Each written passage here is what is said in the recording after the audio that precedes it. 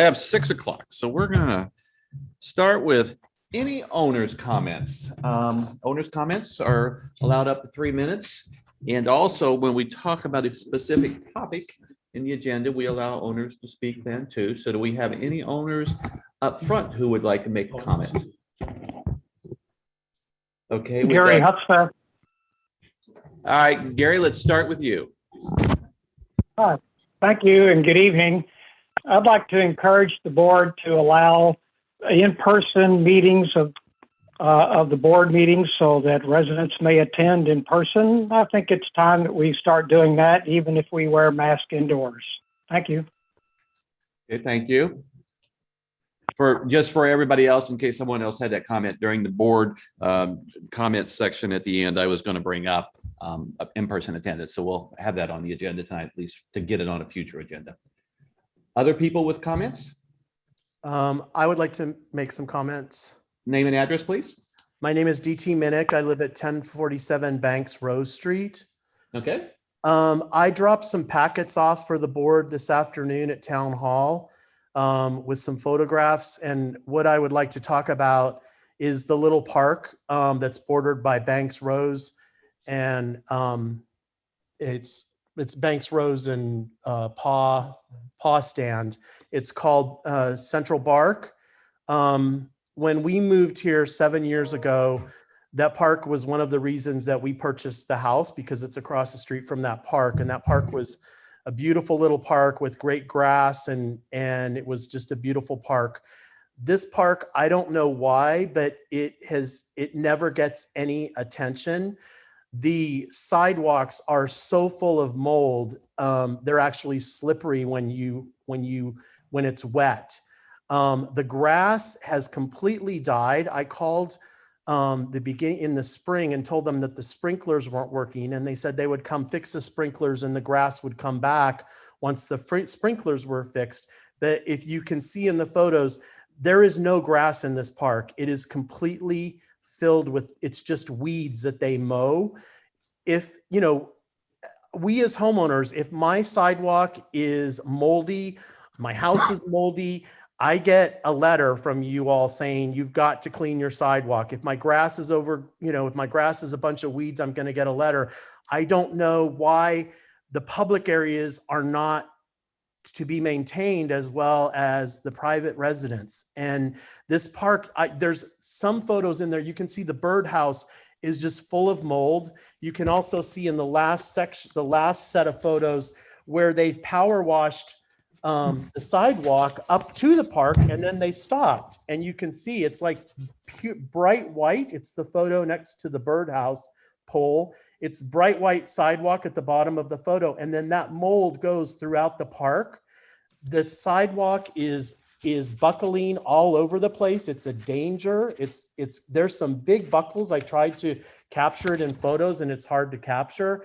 But there's some big lips where the sidewalk ends, and if there's a big lip or a big gap between the sidewalk, the park benches are full of mold. It's just a disgrace. And I don't know why this park cannot be maintained. All right, so this CROA Park? Park? Yeah. Yes. Okay, so this is what we'll do. I'll actually walk it myself the next day or two. We will take a good look at it. We have heard it. We will put it on our priority list, and I will actually make it an item that at our next couple of board meetings we address, just to make sure that we get it. Appreciate your comment. I'm sorry for the shape it's in, but we will get it addressed. And I'm sorry for any inconvenience to you. Thank you very much for your comment. Coming to the board meeting like this and actually making the comment is very beneficial. I appreciate that. I'll get on it too. Thank you. Thank you all very much. Thank you for your Thank comment. you. I truly appreciate it. Mm-hmm. Do we have any other resident comments up front? I don't see anybody. Hi, Brian. I have one on the phone. Okay, go ahead. Hi, Joseph Linehan, 1258 Celebration Avenue. In regards to tonight's agenda, letter F, action and discussion items, I'd like to make sure that I understand the definitions of keywords in the context of our parliamentary procedures of how we do these meetings. My understanding is that in the case of a motion, a decision will be voted on by the members of the board on that motion. After that motion is made and a second follows, there's going to be discussion and debate, and then the vote is called. So items 2, 3, 6 through 14 are listed as motions, meaning that a decision will be made tonight. Now, items 4 and 5 are shown in the agenda as a discussion, not a motion. This implies that while options are probably going to be discussed that may lead to a course of action, that no actual decision will be made tonight. I just want to be sure that if it is the intention of the board to approve a course of action on items 4 or 5 tonight, I would ask, and in fact beg, that when the agenda is adopted this evening, that it be clear that a motion is going to be put forward on a specific course of action. Otherwise, I look forward to all the discussion, and thank you for all you do. Okay, when we adopt the agenda, we will actually change the agenda because it's my expectation that on items 4 and 5, there will be motions made. The reason we have worded it as such is, as you know, there were meetings yesterday. We've been having other conversations. So we wanted to lead up to tonight's discussion. So we'll change it when we adopt the agenda, make it clear that we're probably going to make a motion and adopt an agenda, a motion. Yeah. Thank you for your comment. Is there any other public comment? If not, I'm going to call the meeting first I want to verify the meeting was properly noticed, Susanna, Yes, it was at least 48 hours in advance. and verify we have a quorum. We sure do. Mine is Kevin, who I don't believe on virtual, so you have 6. Perfect. 500. Can I ask everyone to stand for the Pledge of Allegiance, please? I pledge allegiance to the flag of the United States of America and to the republic for which it stands, one nation, under God, indivisible, with liberty and justice for all. Okay. Next thing I would like to do is adopt the motion. Can I have a motion? Agenda. Pardon? Adopt the agenda. Agenda. I'm sorry, adopt the agenda. I was getting ahead of myself. I move to adopt the agenda with 2 amendments, items 4 and 5 to change from discussion to motion to approve the Civic Corridor project and the motion to approve the lawn sports development plan. Okay, can I have a second, please? Second. All right. Any board conversation before I call the vote? All in favor? Aye. Any opposed? Okay, that passes unanimously. And thank you, Joseph. That was a good recommendation. Okay, let's go to management comments. We got 2 areas to discuss here.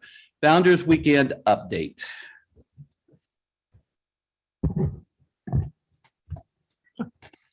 You may not be able to see him online, but JR is going to speak. If you have specific questions, let me know. Founders Day weekend is Friday, November 12th, Saturday, November 13th. On the 12th, we are starting with a resident-only event, the Party in the Park over at Lakeside from 5 to 9 p.m. We have some of the highlights: silent DJ party on the Great Lawn. We have some carnival rides, swings, giant slide. We have boardwalk games. We also have 3 other game tents with celebration prizes, 25th anniversary items that we'll be giving away. We'll be doing the Center Court Lounge, which will be over by the basketball court. We have live music over there, light fair, bar, anniversary, 25th anniversary dessert. And like I said, that will go from 5 to 9 on the Friday night. On Saturday, we have the parade kicking off at 10 o'clock, goes from Lakeside to Founders Park. At 10:30, the K-8 wind ensemble is going to perform over at Founders. 11 o'clock is the vet ceremony. The Scouts, Chorus, Garden Club will all be participating. At noon will be the community photo in Founders Park. And then from 4 to 9:30 is the community celebration in Town Center. Live music will kick off at 4. Downtown businesses, most of them will be vending in this street festival fashion. There'll be some kids activities over by Columbia. The stage will be at the base of Market in front. We have a resident viewing area set up on Market Street with limited seating. It's first come, first serve, but attendees are invited to bring along their own seating options, stake out a spot somewhere down there and enjoy the night. Our headline performer, Caroline Jones, will take the stage about 7:30. Fireworks will be approximately 9 o'clock. Any issues at all, or everything's in good shape? For the most part, good shape. We're just trying to shore up some more sheriff details for Saturday night. That's my understanding across the county, a lot of organizations have been having trouble getting the off-duty details, but we're starting to make some headway on that now. Okay, perfect. Who's in charge of the weather?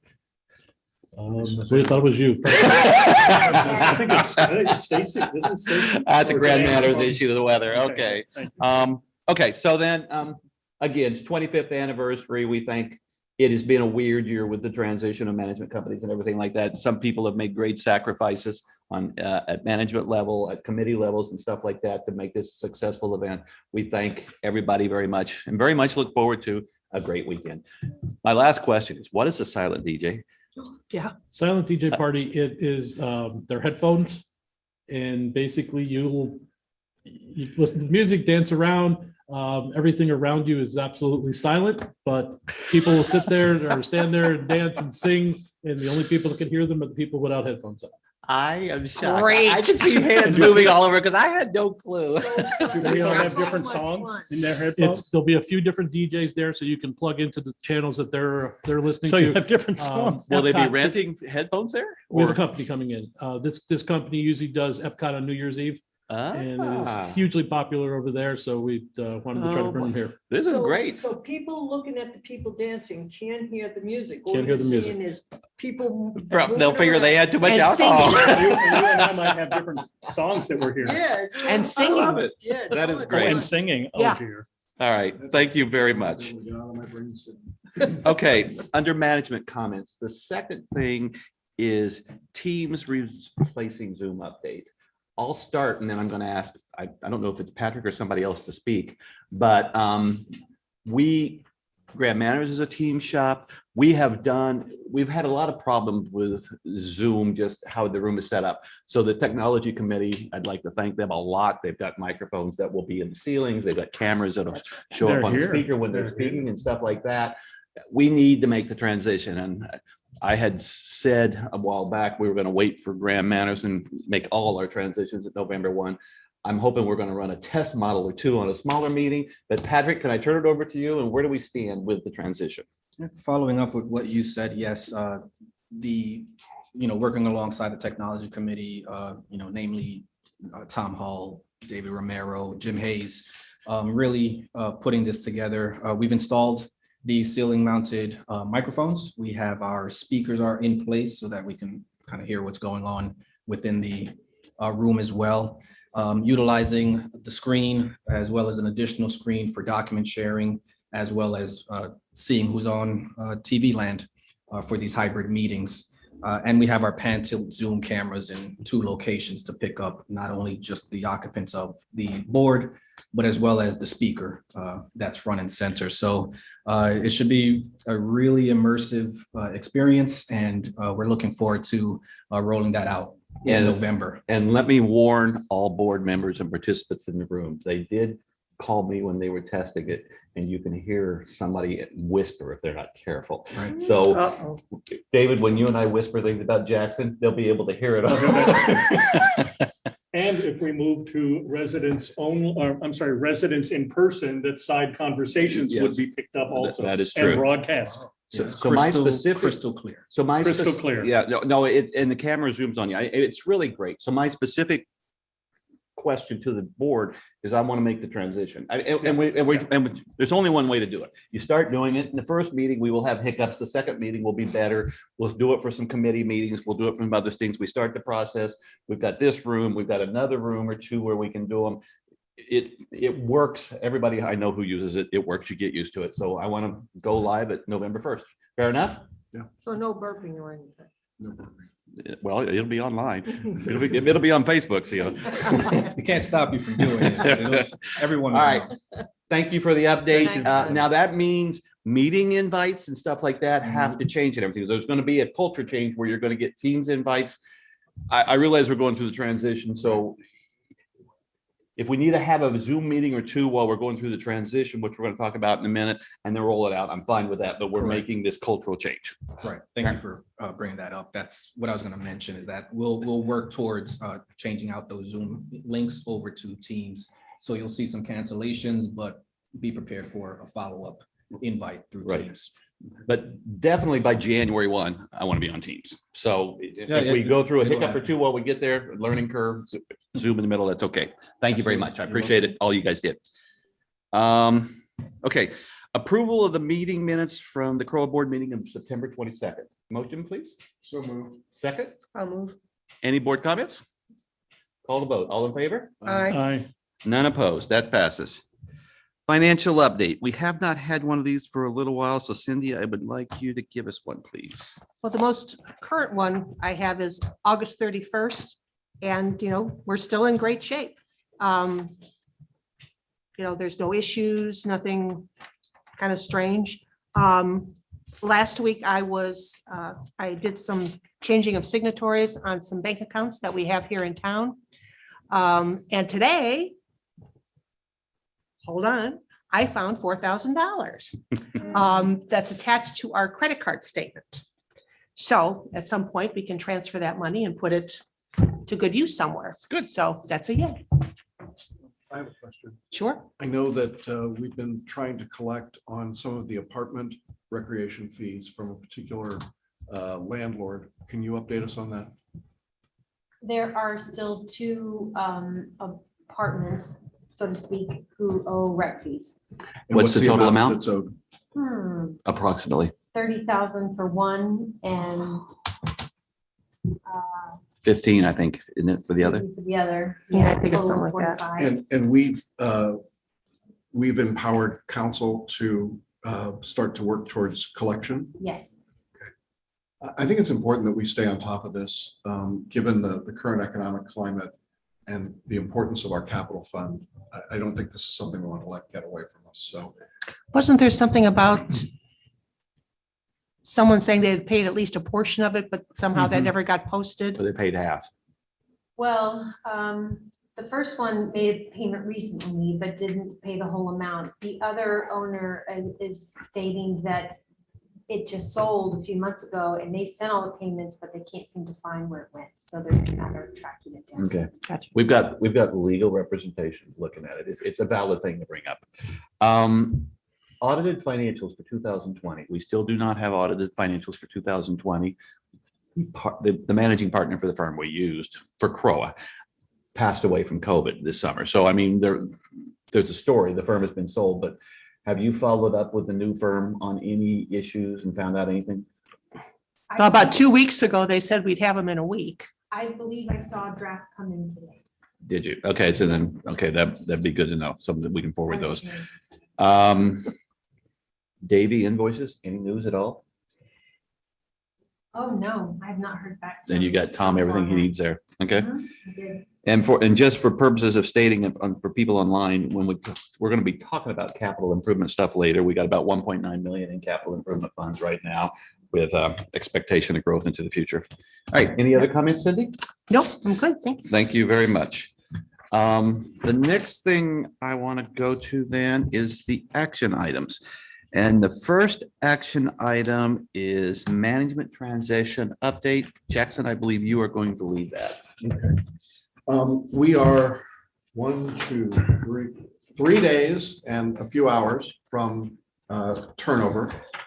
And I would say that right now is the hardest time. This is hard on staff. It is hard on management. It's hard on our departing management company. It's hard on our new management company. And frankly, it's hard on the board.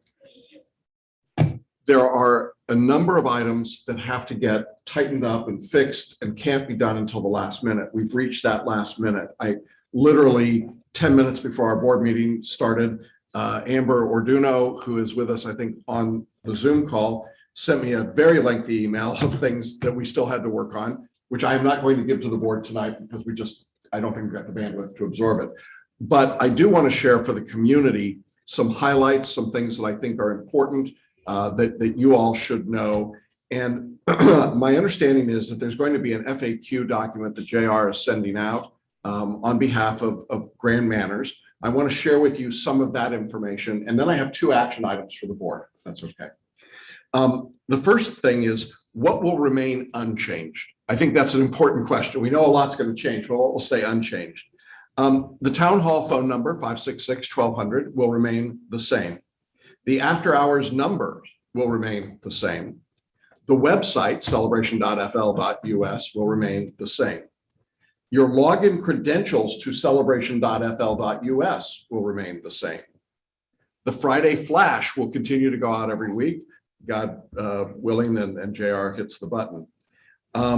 The Rec Pro login credentials will remain the same.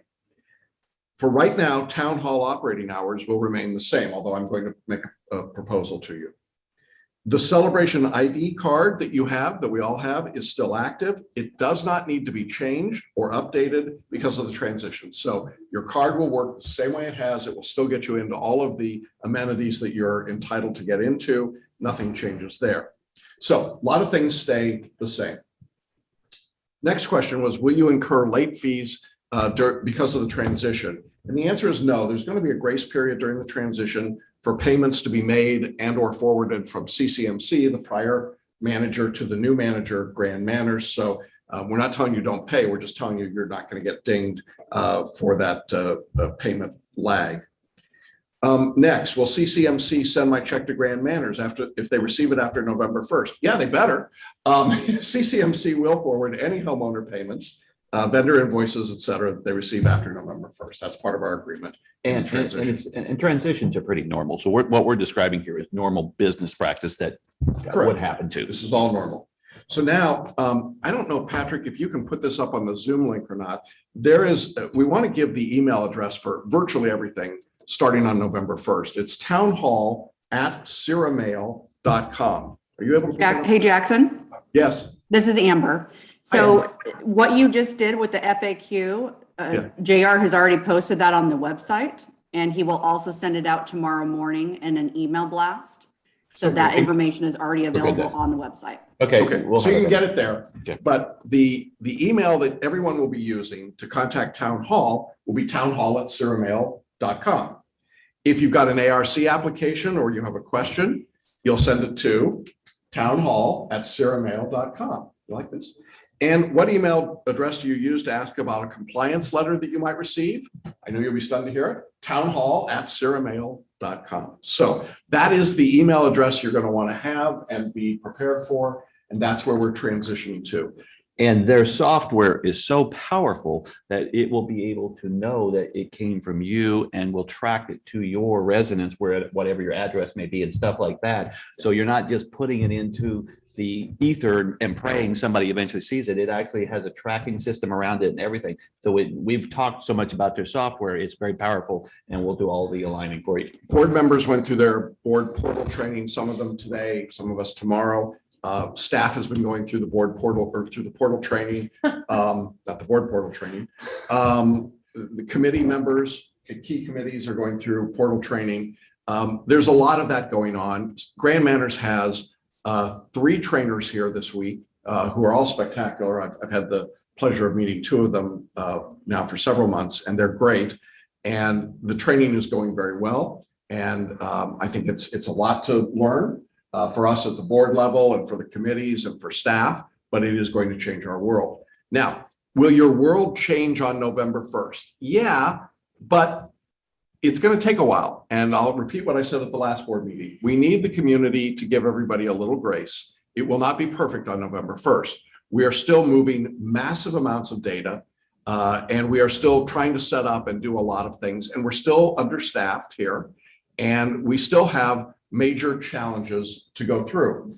But if you had asked me 3 months ago when we made this decision and decided to go for November 1st, you recall that I was like, yeah, sure. But here we are. We're almost there. And I want to thank everybody that's helped bring us to that point. That's an amazing accomplishment on all sides. So we're in pretty good shape.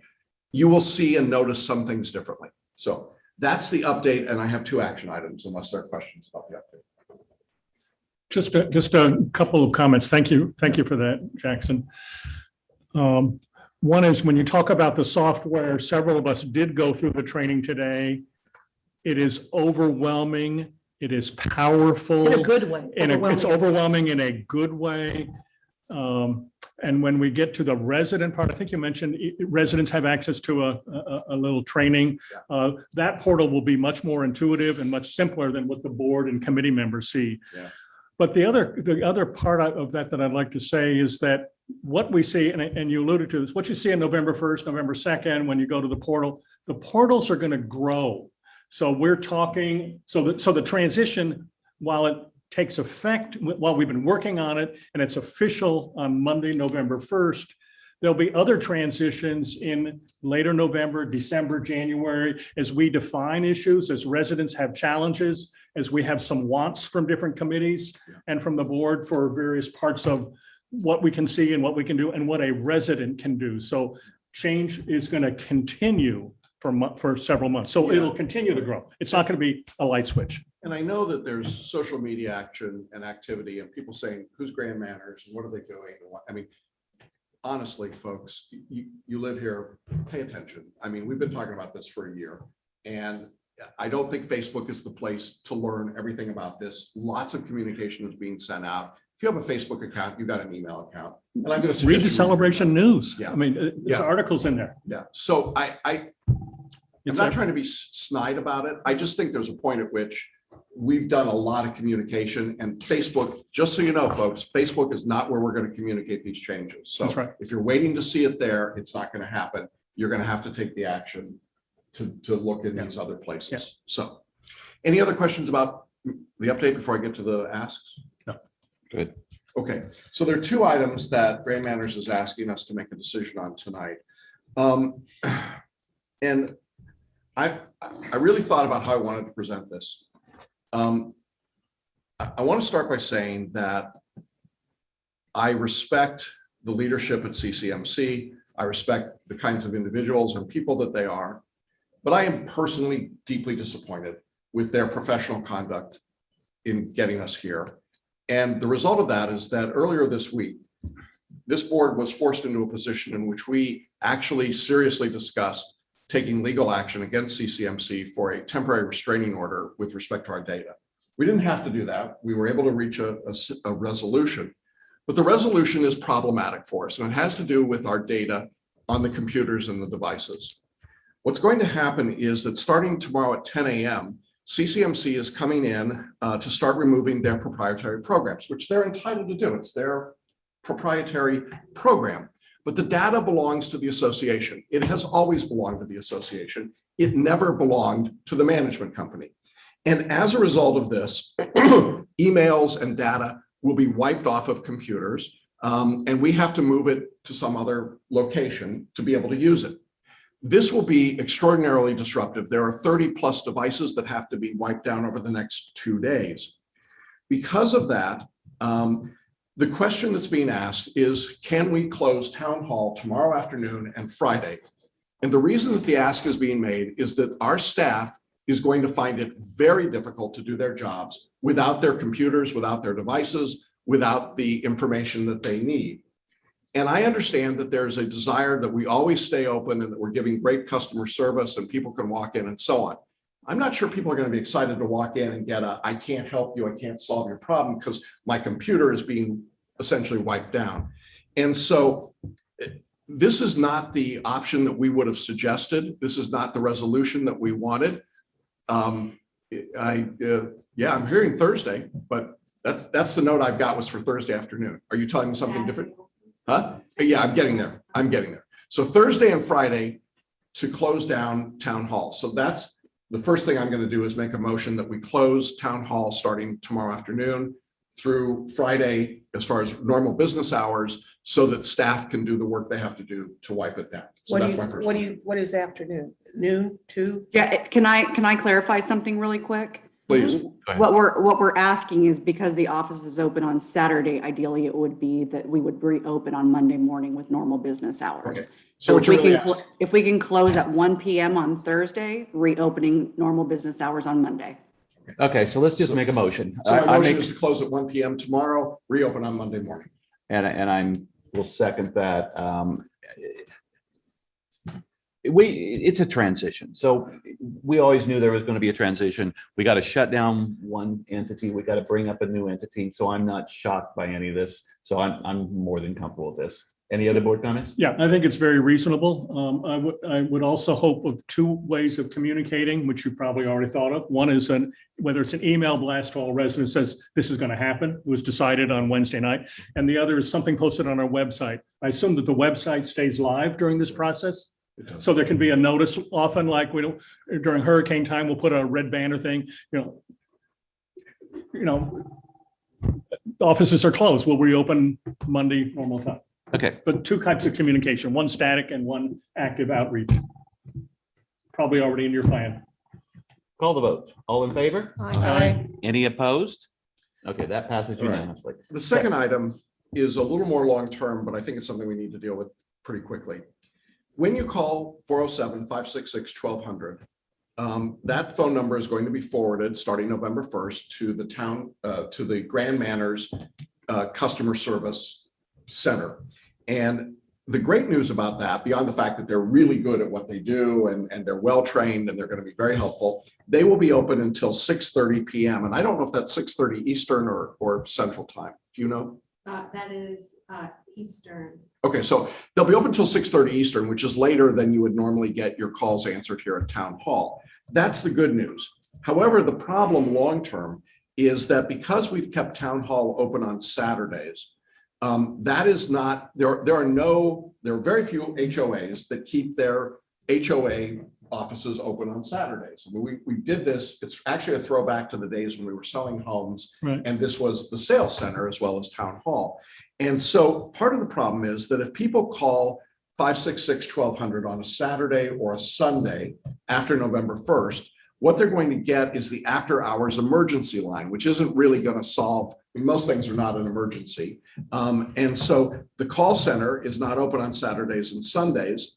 And so the question really for us will be, are we willing to close Town Hall on Saturday and Sunday for a while in order to find a solution? And I know Grand Manners is trying to find a solution around this call forwarding question.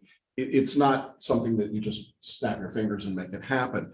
And I don't know that we have to decide it today. I mean, we're going to close this weekend, but I think it's something we've got to get on our radar really quickly because Is it possible for Susanna or somebody to tell us how much traffic we actually see here on a Saturday? So in other words, we got a call forwarding issue, or we got a is there a valid purpose for being open on Saturday? I'm not passing judgment, yes or no. I'm asking, do we have any way of knowing, do we have 3 people come through here on a Saturday, or is it 300? Do we have 3 calls or 300 calls? I have no idea, to be honest with you. People and calls. Do you have an ability? I don't have numbers, but I can tell you that it's low and most of the traffic's in the morning, not in the afternoon. So I can get some numbers out to you, the board, tomorrow. I'm not so much worried about tomorrow. It can be next week. I think for this, I think we can put this on the next agenda for the board, which is our November 10th meeting. Okay. So I think that would be useful to have the information before then, because I know we're doing the transition. So let's focus on what's important. And then, because I think we just ought to have 2 conversations. I think we ought to have the big conversation. Do we need to be open on Saturday? And if yes, then okay, then how do we find a solution? Is that fair, board? Yeah, I think that makes a lot of sense. I do want to address that some people are going to say, well, wait a minute, you're charging me more. I'm supposed to get more service. Why aren't you open on Saturday and Sunday? That's really mixing 2 different things here. You are going to get more hours. You're going to get an extra hour and a half every single night, Monday through Friday, at least. You're going to get your phone calls answered promptly and efficiently. And let's not forget, we're at how many people out of 31 on our staff? I mean, I don't know, 15, 16, 17. We're asking a lot right now. And then the fallback question becomes, I mean, there was a situation 2 weekends ago where Lakeside Pool, you couldn't get in it because there's just something that went wrong. Yeah. So the question would be, if we're not open on Saturday and Sunday, how do we make sure if there's just a computer malfunction or a gate malfunction that it can get addressed? So, this needs to be all part of our conversation. Right. Yeah, but wouldn't that go to the emergency number? And At that point, that would be more of an emergency. And then. Yes, it would. Yeah. And that's the conversation we need to Okay, have. I'm perfectly fine with that. I just wanted to raise it and get it on our radar. We have had the request that when board members speak, they identify who's speaking, because there's people on board who don't know us they can't see us well enough from the camera and they don't know our voices. So this has been Brian Kitzel and Jackson Mummy's been speaking. So, David Anderson, just one piece. I know we're going to discuss this at our next board meeting. We have one Saturday, November 6th, before that meeting. So we need to decide now whether we're going to close for that Saturday in the meantime, or just keep it open and have anything forwarded to emergency number. That's just we're going to close the Saturday of Founder's Day weekend. I'm happy to close through November 16th, Founder's Day weekend. And then at our next board meeting, I think that's fine. I think that's reasonable. That's reasonable. Just so we're clear. And so in our communication, we would just say, we're going to close for weekends until we reach a resolution on how to handle it. I don't think we need a motion. Every board member agrees, right? I agree. Okay, we've got concurrence. Any other item, Jackson? No, that's it for me. Okay, one thing I would like to publicly say is there are 3 members of management in here and there are some online and others. Management has done an outstanding job. In early July, we said we were going to a new company. We ask a lot of people to do an awful lot of work. I've seen a lot of people grow professionally, step into voids and really make things happen. I don't mean it to sound hollow. I mean it to be very sincere. Some people have done an outstanding job. I know Grand Manners has noticed it because I've talked to people from Grand Manners who've talked about how well it has been working. So I can't thank you enough. Yeah, Susanna, you've been the lead for a long time, but we got JR in here. We got Patrick in here. I see Jessica online. I know of other people. I'm not trying to omit anybody. A huge thank you. You've done an outstanding job. Right. Just for those of you that want to know, I'm Jackson Mummy. And so I take full responsibility for the comments I'm making. But there's a difference between the people that work for CCMC and the way the company has dealt with us during this transition. Yeah. And I want to be crystal clear that in this transition, it has been very challenging. And I'm disappointed that the company, not the people, made it so difficult for us. So I'm sure there's some CCMC people out there listening tonight. You know where to find me. But I thank the employees. And November 1st, your Grand Manor employees. So one other, this is David Anderson. One other addition, I think what stays the same is many of the same faces and set many of the same heart that absolutely serves our community. So I think that's important too. So a lot of the great people have been asked to stay. Okay. Have agreed to. Thank you very much, everyone. Next item is going to be item number 2. This is a motion to approve the CROA budget for 2022 with gross revenues and expenditures of $5,188,655. I can't read that well. And an assessment of $1,067.86, a 8.9 increase from 2021. May I have a motion, please? So moved. May I have a second? I'll second that. David Anderson seconds. I will open this up for board conversation, but this is Brian Kinsel again. I'd like to go first. We've had several meetings with the public. We have discussed this quite a bit. I still very much am of the opinion that in a year when inflation is running at 5.5%, we are adding a position or two like a finance manager, which has been hired to provide even better service. I think we've done the right things for the community. And I believe we provide an awful lot of amenities and service for really less than $100 a month in celebration. And I think this budget reflects strong commitment to the community. And I welcome other board member comments. This is Jackson Mummy. I appreciate the extraordinary amount of work that went into this budget. I remember 4 years ago when we sat in budget meetings for days and days and days and had tabs and tabs and tabs. And oh my God, it's terrible. This budget makes sense. It's reasonable. We are providing a much higher level of service as we make the transition to Grand Manners. And we've kept the expenses very reasonable. And we're doing a lot. And in case anybody thinks we're just a little HOA, look at this budget. We're not. This is the kind of budget you'd see in a small sized town. And so I think it's pretty remarkable. So I want to thank Brian and Cindy specifically for their work. I know it's a lot. And I want to thank the Finance Committee. I think it's been a real advantage to us to have a committee of experts who weighed in, helped us in so many areas, but on this for sure. So I'm certainly in favor of this budget. Any other board comments? David? Yeah, a couple comments, David Anderson. I echo what Jackson just said and what Brian said.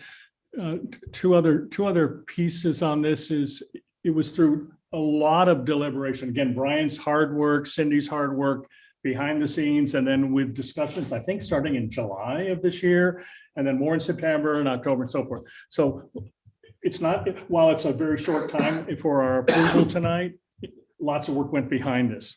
The other piece is in the letter that all of us received as homeowners, it shows what the amount was over the last 5 years. What it doesn't show is what the 5 years or 6 years or 7 years were before that.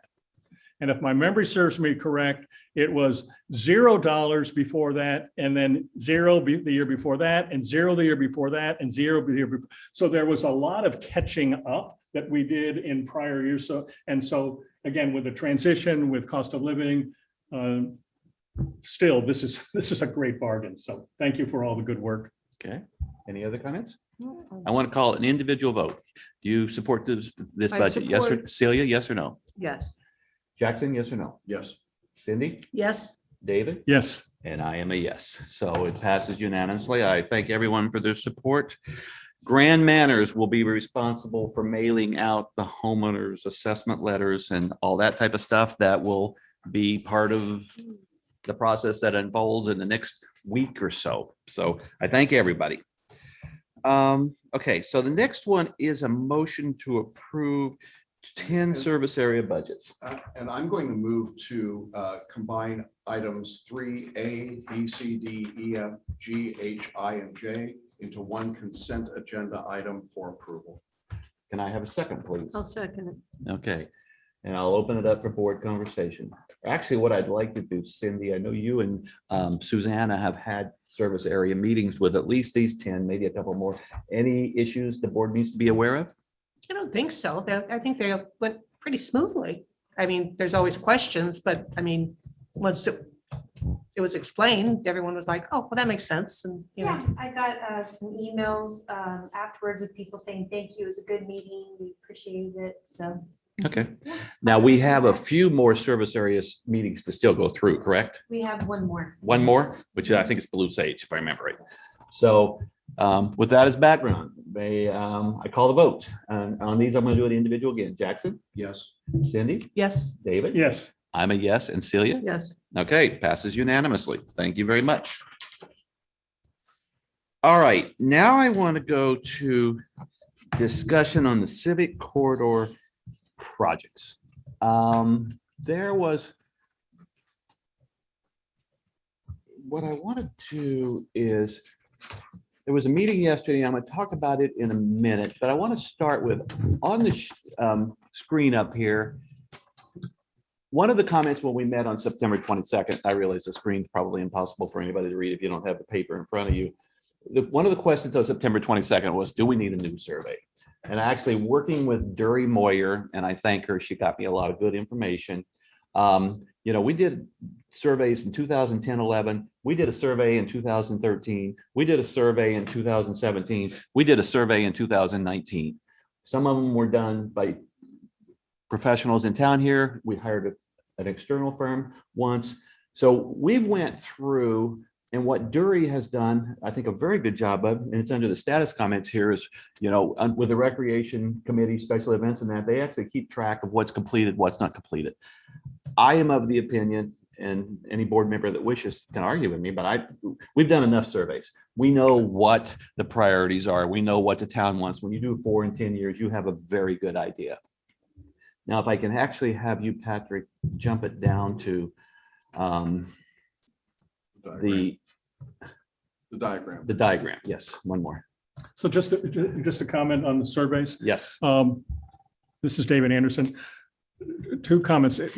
I do not believe we need another survey.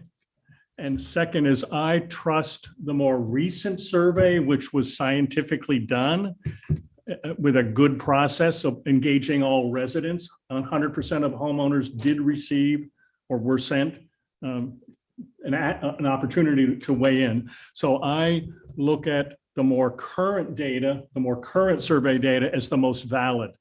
rather than, it's interesting to look historically, but it's most compelling to look at what is most current.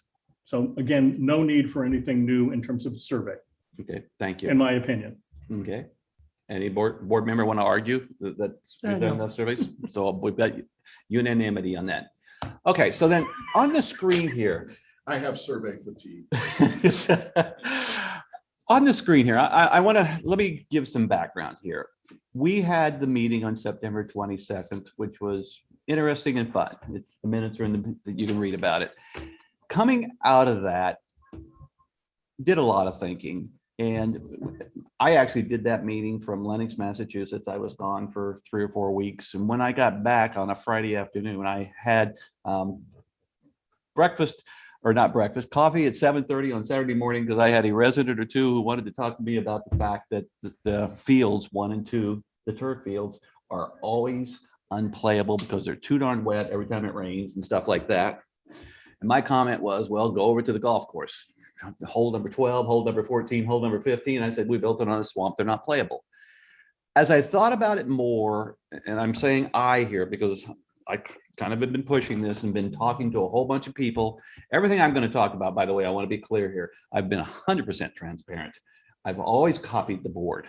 I've copied Adam Parrish. I've copied Dury Moore, their special events and rec park leads. I've copied Mike Jackson, Steve Northridge. They've been the task force people. So there has been a ton of communication. So there's not been any lack of transparency.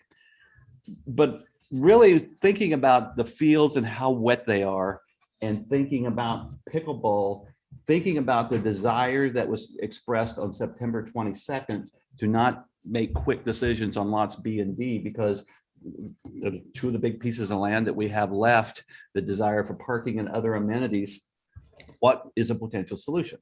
So that led me to put together the Excel spreadsheet that's up above. And I draw on Excel because I can use Excel. And if you looked at the top, you would actually find out it's the existing field, but the turf field is actually at an angle and can't do that in Excel. And then I brainstormed a new idea. This was discussed at the Recreation Committee meeting yesterday, specifically taking field number 2 and putting in a new turf field, just like we have on field number 3. So field number 3 is to the far right. It's the bigger field, and that is an AstroTurf type field today. And it's playable 365 days a year. So I said, okay, if we take field number 2, expand it some, you can see on the bottom, it's bigger than it is on the top, and have, let's say, the same length predominantly that you have for field number 3, and make it a turf field. Again, it's playable 365 days a year. The idea being here now that, is it regulation size? No, but they cut these fields down into pieces, quarters and thirds, with kids practicing anyway. You could have 4 or 5 practice things with kids going back and forth on that field. Take that first one and then put, let's say, 8 or 9 type pickleball courts there. And from a cost perspective, when we put in that big turf field, it costs $590,000. My guess is you can still put in the turf field for roughly $600,000. A lot of analysis was done on pickleball courts. Pickleball courts aren't that expensive to build if you've got properly prepared land. We would have to have some preparation type stuff done, because you'd still have to have some drainage. You'd have to move some electric poles and some stuff like that. But it might be that for an amount of money that is less than what we were doing on lots B and D, that we can have a turf field, 2 turf fields that are usable 365 days a year, and we can put in the pickleball courts so that we have better utilization 365 days a year of that facility for all 3. Then we leave lots B and D still totally open. In here, we're going, that's my phone, sorry. People have comments. Yes. Okay, sorry about that. Then we're still in here, have got a proposal for doing a civil engineering study on lots B and D, so that we can, and that is something we talked about at September 22nd, sorry, so that we could do a good analysis of what can and cannot be built on those fields. And then there was a desire to have a master plan. So fine, we have this, then let's do a master plan for B and D that could be worked on by grand manners with recreation, special events and those committees so that we have a further game plan, other amenities. We discussed this yesterday at the recreation committee. They liked this idea and they also proposed a second idea. The second idea was, what if we took the parking lot? And if you look at the left-hand side of both of these, on the left-hand side is the amenity building that has the bathrooms, concession and that. And they said, what if we took the parking lot that was directly on the other side of that and put the pickleball courts on top of the parking lot? And then left field 1 and 2 in grass, or put field 2 in turf and left field 1 in grass. I told them, and I'm going to ask the board to comment here, that I thought the board would have no appetite for putting turf on field 2 if there was not going to be economic facility. I have used the term with this whole thing of shared sacrifice. At some point in time, we have lots of B and D, we have these here. I think everybody in the community needs to sacrifice. And I have also made the comment in emails, and I made it clearly yesterday, I think these amenities should be for celebration residents first. And if we're using them for outside sports play or anything like that, land is too dear here. So what I really care is I care about the youth and adults of celebration being able to have court access. And I really think we need to make sure that that is clear to the recreation committee and others as they schedule going forward. But that is subject to board conversation tonight too. So we have what I'll call the Brian Kinsel proposal up here for discussion, or we could talk about putting pickleball on top of the parking lot and leaving these two are grass, or doing turf and grass. So we can have that conversation. What we have talked about as a board is we've talked about the design, bid, build process. So my motion will be, after our conversation, that we come up with a recommendation for getting the design done. Now, let me be clear here. When we talked about design bid, we were talking about pickleball. We said design could be $125,000 because you've got to have somebody who really looks at all the electrical, all the water. I mean, everything. So if, you know, one of the things that was talked about at the recreation committee yesterday was, okay, do you do a design of both alternatives? Well, is the board willing to spend $250,000 to get two designs? Or does the board need to say, look, we have a specific leading of interest really in one area when we think about the economics of this and shared sacrifice and everything? That is the conversation I want to open up tonight. We have been talking for a very long time, and we've hit the point where, and Jackson and Celia were both in yesterday's recreation meeting. I feel like we've hit the point now where people still say, well, what about this or what about that? I think the board needs to make some decisions. That is kind of my spiel leading to this, and I'd like to open it for conversation, please. May I go first? Please. Okay, this is Cindy Swisher. I have a question first. Is this the larger field to all the way to the right? Is that regulation size for anything? Just a little smaller than regulation size. So you can't play a regulation tournament on it. That's a sanctioned soccer tournament, but it is very, very close to that size. It's as big as we could get it, but not quite. Okay. And that was Jackson money. Yes, I'm sorry. Yes. I'm the guy with the deep voice. Yeah. So when I first came on the board, Celia and I and Jackson, I was totally against doing anything to change these fields because we paid a whole bunch of money for them and really haven't, with COVID and everything, we really haven't had an opportunity to see what kind of income they would generate. Since then, hearing all the issues with the drainage and, you know, all this stuff, I really now support Brian's proposal. You know, put the AstroTurf on that middle field. You can use it all year round, which you can't now.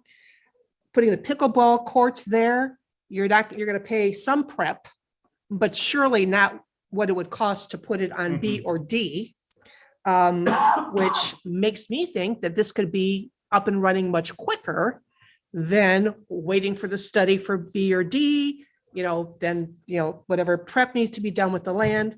And I'm all for that. And, you know, until we do that engineering study, we don't know what, if anything, we can put on those two lots. They may come back and say, you know what, better to be safe than sorry, you know, just put a parking lot there, you know. So I totally support this idea.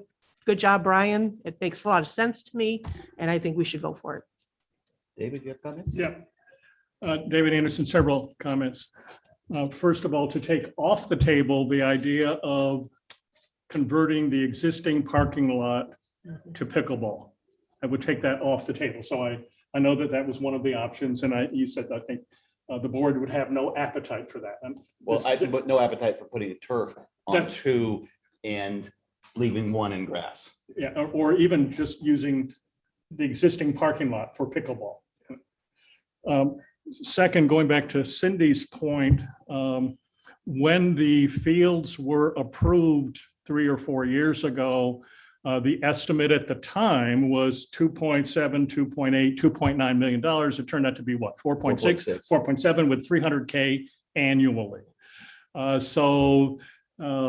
Frankly, I am not willing, no, and the other part is earlier, before being on the board, I was on the Recreation Committee, and we actually talked about the fact that we knew that 2 of the fields would be unplayable some of the year. So that was known at the time.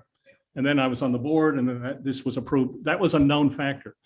Third point is I have no appetite for any more money for youth soccer. We have spent $4.6, $4.7 million plus an annual fee for youth soccer. So in the spirit of shared sacrifice, the priority I have is more towards funding, whether we save it or spend it in the near and longer term for a community center, those several items that come together, seniors gathering, whatever you want to call that.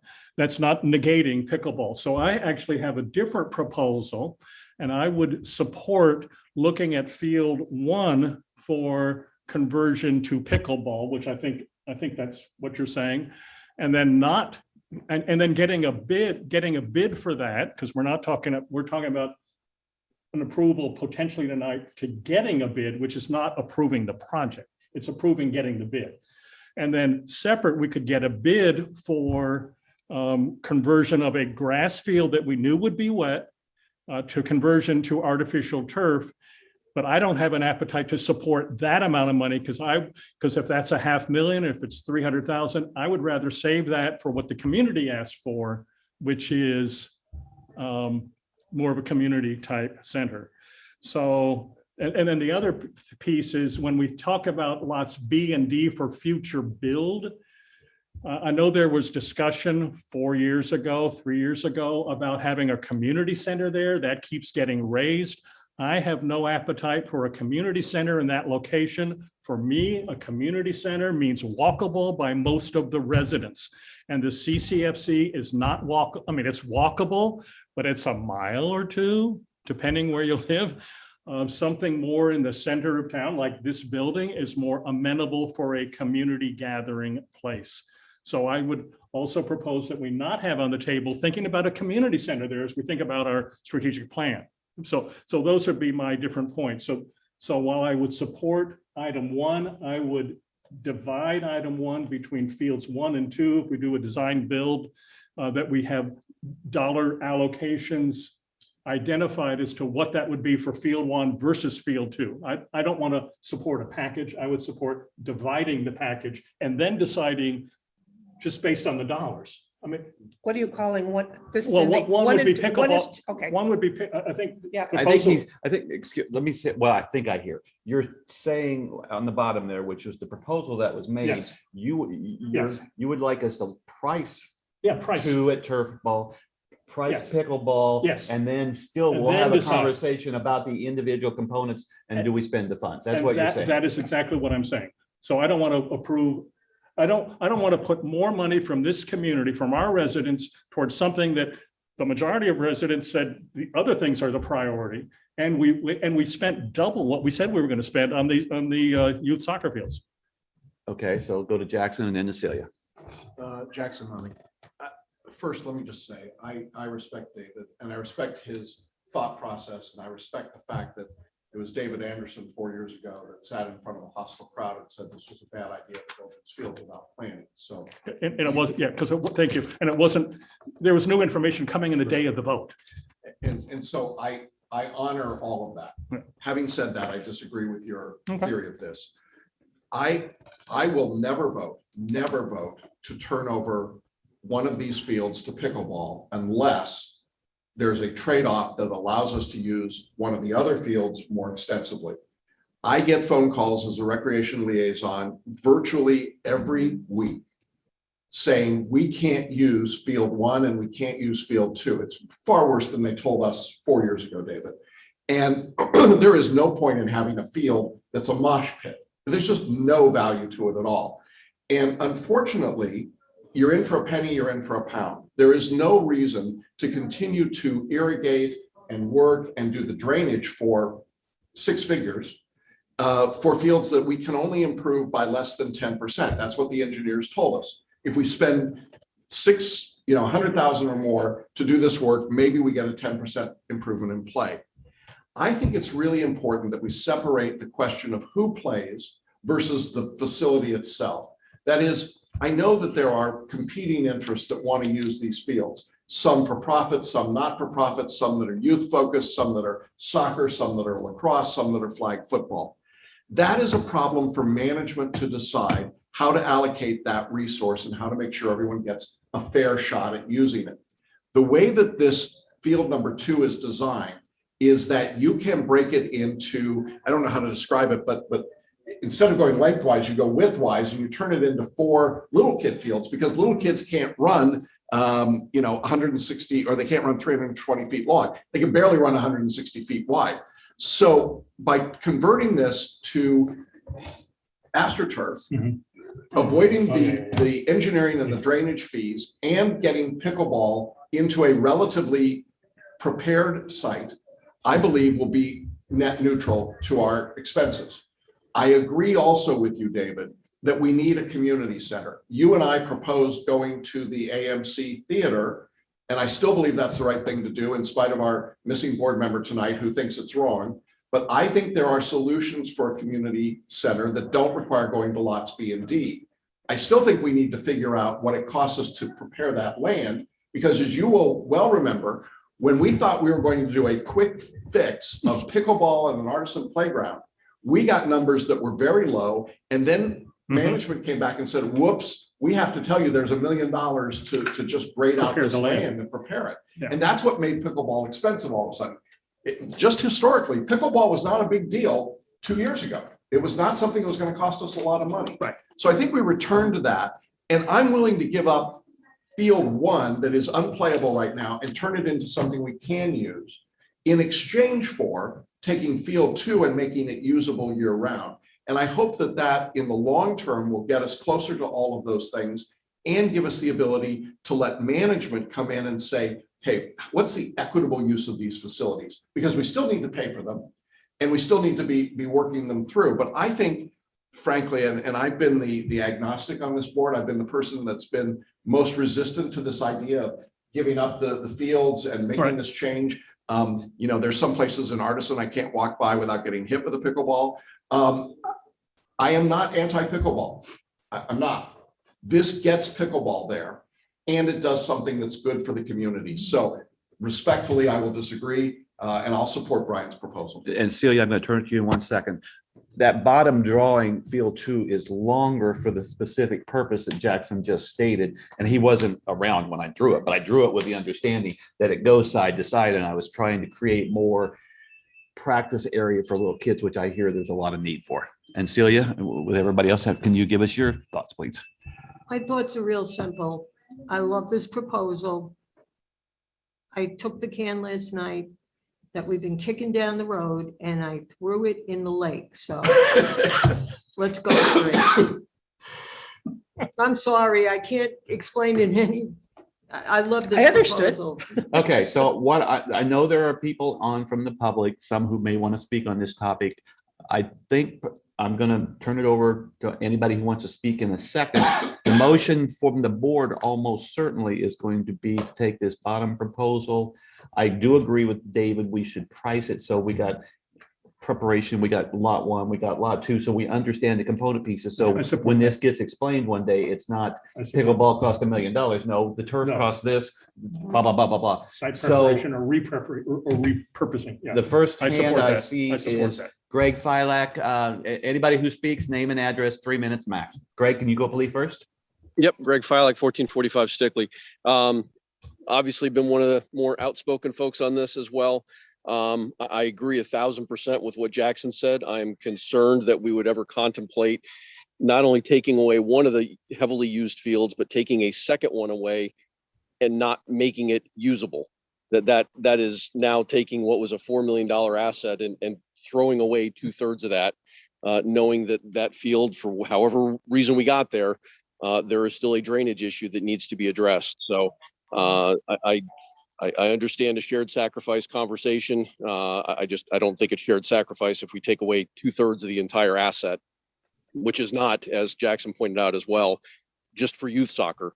It's for adult soccer. It's for a whole bunch of other activities. So I appreciate that piece of it. I think the other consideration here is there is still incredibly heavy field use between soccer and all the other activities. I think part of the discussion that needs to be here is what do we do with that? Hopefully management is able to better balance that out.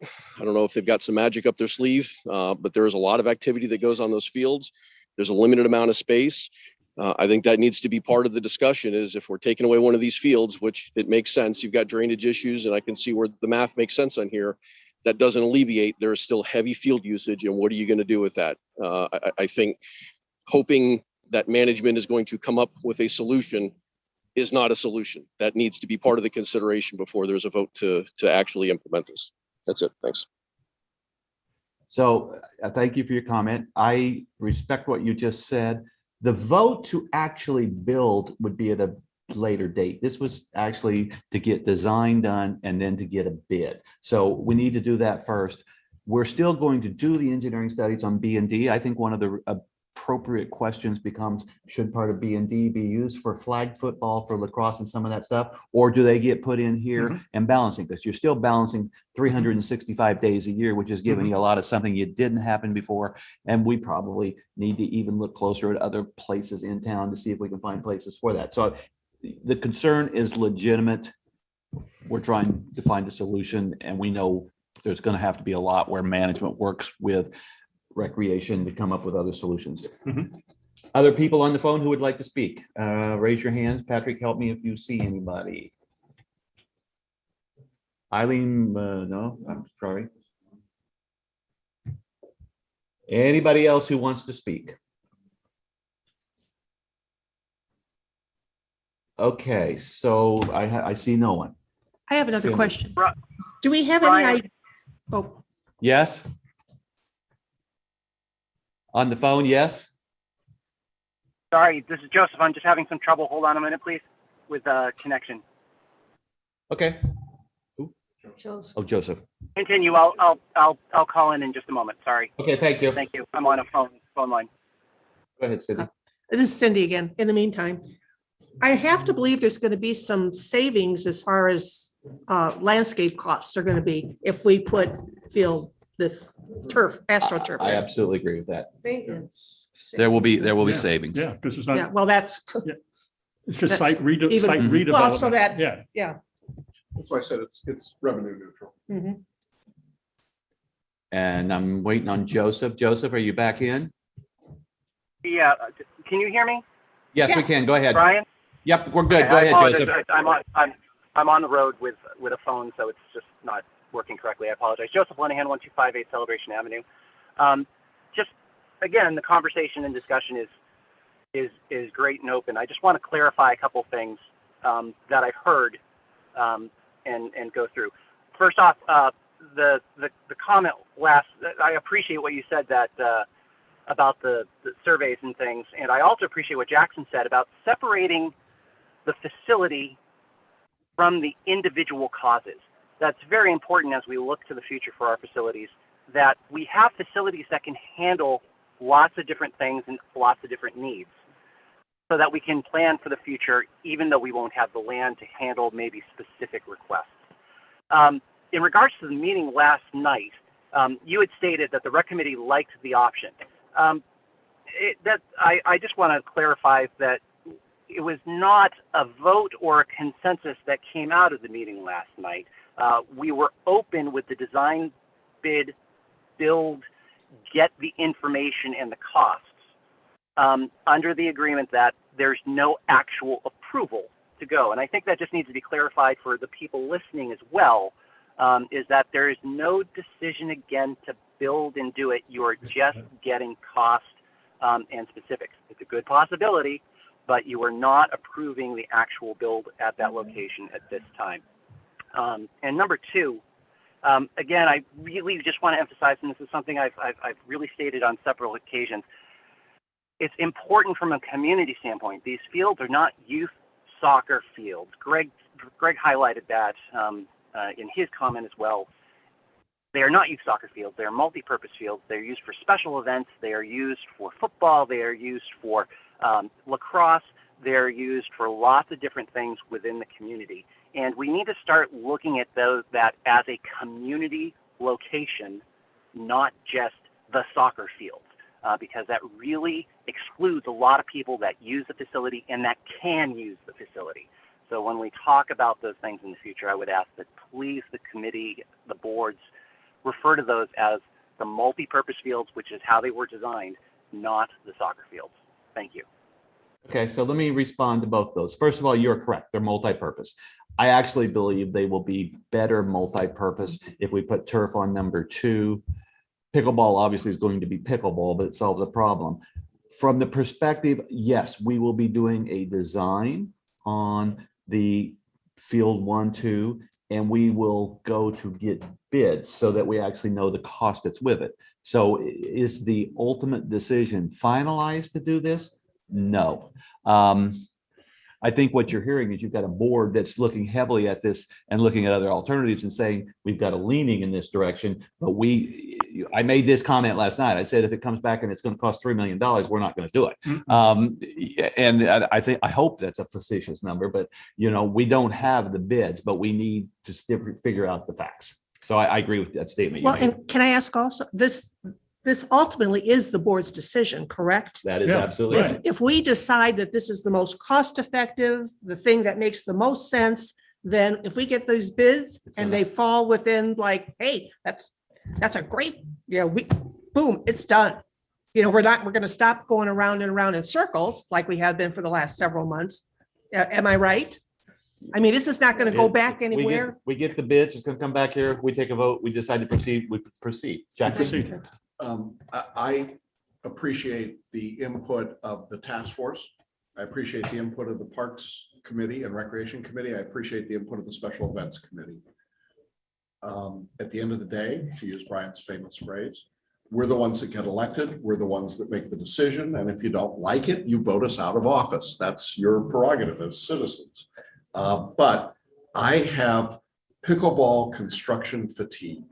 I'm done. I want to move something forward. And I think we're at the point to do that. So my motion is to approve a design bid using Brian's plan and the option that David has given us for a second way of, I don't know how to phrase that, David. To have the design build bid or bid build with just pricing. Pricing is separated. Okay, that's all. so that's my motion. Okay. I'll second it. Okay, then Celia seconded. Eileen Barr has a comment. Let's take Eileen's comment and then I'll call the vote. Eileen, go ahead. Eileen Barr, 1138 Mosaic Drive. Two comments, basically. One, you're finally addressing something that I feel has been extraordinarily important since these fields have first been talked about, which is to get something out there on the fields that are going to get Celebration residents out early in the morning and all day so that we're not just looking at a barren field. I've driven down there any number of times and it's sad. I mean, let's make something really usable, not that it doesn't get great usage later. And the second, which is sort of part of Dave's, to address Dave's issue. And I know this has been difficult for Dave got stuck with this right at the very beginning of his tenure as chairman of the board. But the original plan was not developed at all. The first 2.9 million, there were no bathrooms. There was no building. There was no lots of stuff. It's time that we finally start making the field correct. Start bringing it up to the certain level that's expected of Celebration. I I thought about this idea, but I never thought about increasing the size of the second field. I think that's genius. And I think it's time we finish all kinds of little things that will make the field, the whole area much more productive, such as let's do lights at the dog park. Okay, thank you very much. All right, Dave Eastman, I'll take your comment and then I'm done with comments. So Dave Eastman, go ahead. You got to unmute yourself. Dave? Dave? Thank you, Brian.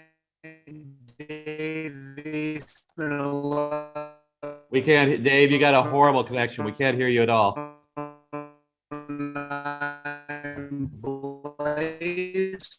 Street. I was just asked that as you. Unmute yourself. I did. Can you hear? There's a bad connection. We can't understand anything you're saying. Sorry. Can you hear me? Dave? Yeah, I'm unmuted.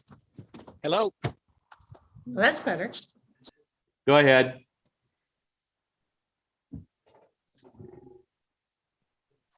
Okay, I'm going to call the vote. I have one last comment. Okay, go ahead. I'm very sorry. I apologize for that. I would just ask one thing. These diagrams, I would just like to mention, these are just initial. Go ahead. We lost you again, Dave. Lost you again. Go ahead, David. No, Anderson. one last comment, David Anderson. When we had CCMC management provided a soft bid, and we had identified lawn sports, which are our next topic or future topic, and pickleball as easy fixes.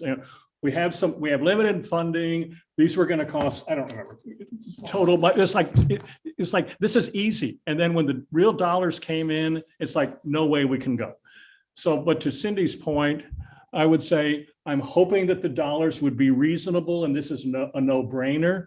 But if it becomes, and I don't know what the magic number is, but if it becomes so substantive that it uses up a lot of our capital reserves, and then that gets into the money that we need to save for a community center or whatever that might look like, then I have pause. So I think it's to Joseph's point, this is not a decision about spending the money. This is a decision about moving forward. And Steve Button sent an email asking us that we get the partner programs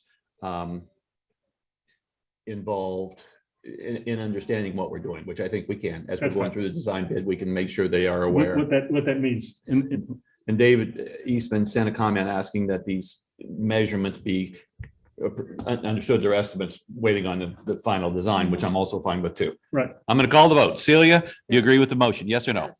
I'm a yes. David? I'm a yes. I'm a yes. Jackson? Yes. Passes unanimously. Okay, so Thank then you for shepherding that. Okay, so then what I would like is, I'm looking at Stacy. I would like management, because Jackson wanted them involved, and November 1st is Monday, I think, if I remember right, is I'd like management to actually get together with the task force and a couple of people from Parks and Rec. I've been a board liaison, as has Celia. We'll be involved so that we can figure out who we're going to get to do the design to lead us forward and stuff like that. We have a November 10th, maybe 17th board meeting and stuff like that. We'll keep you apprised, but we're going to move forward with figuring out how to get a design done so that we move forward, so they can lead the bid, so they can lead to the final conversations. Okay, so then that leads us to item 4B, which is lot B and D civil engineering bids.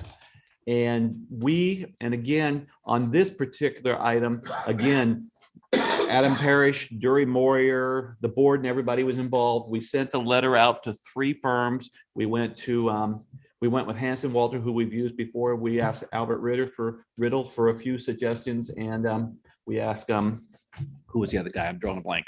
Lives in town. No, the architect. Dave Bumpus, for recommendation. So we went with one recommendation for each. We got 2 responses. We've got KPM Franklin, which came back at $8,400, which I found very reasonable. Hanson Walter came back at $19,000. With KPM Franklin, They walked the field. On that day, there was Adam, there was Dury, there was Susanna and myself. They understood it. They're doing the K-5 school and stuff in Island Village. They work with TCC, they work with the CCD, they're working with ECD. They understand it. This bid was sent out to people. Steve Northridge had a couple of good comments. We'll go back to them and just ask to make sure they understood those comments from the walkthrough, but we'll clarify it makes it in here.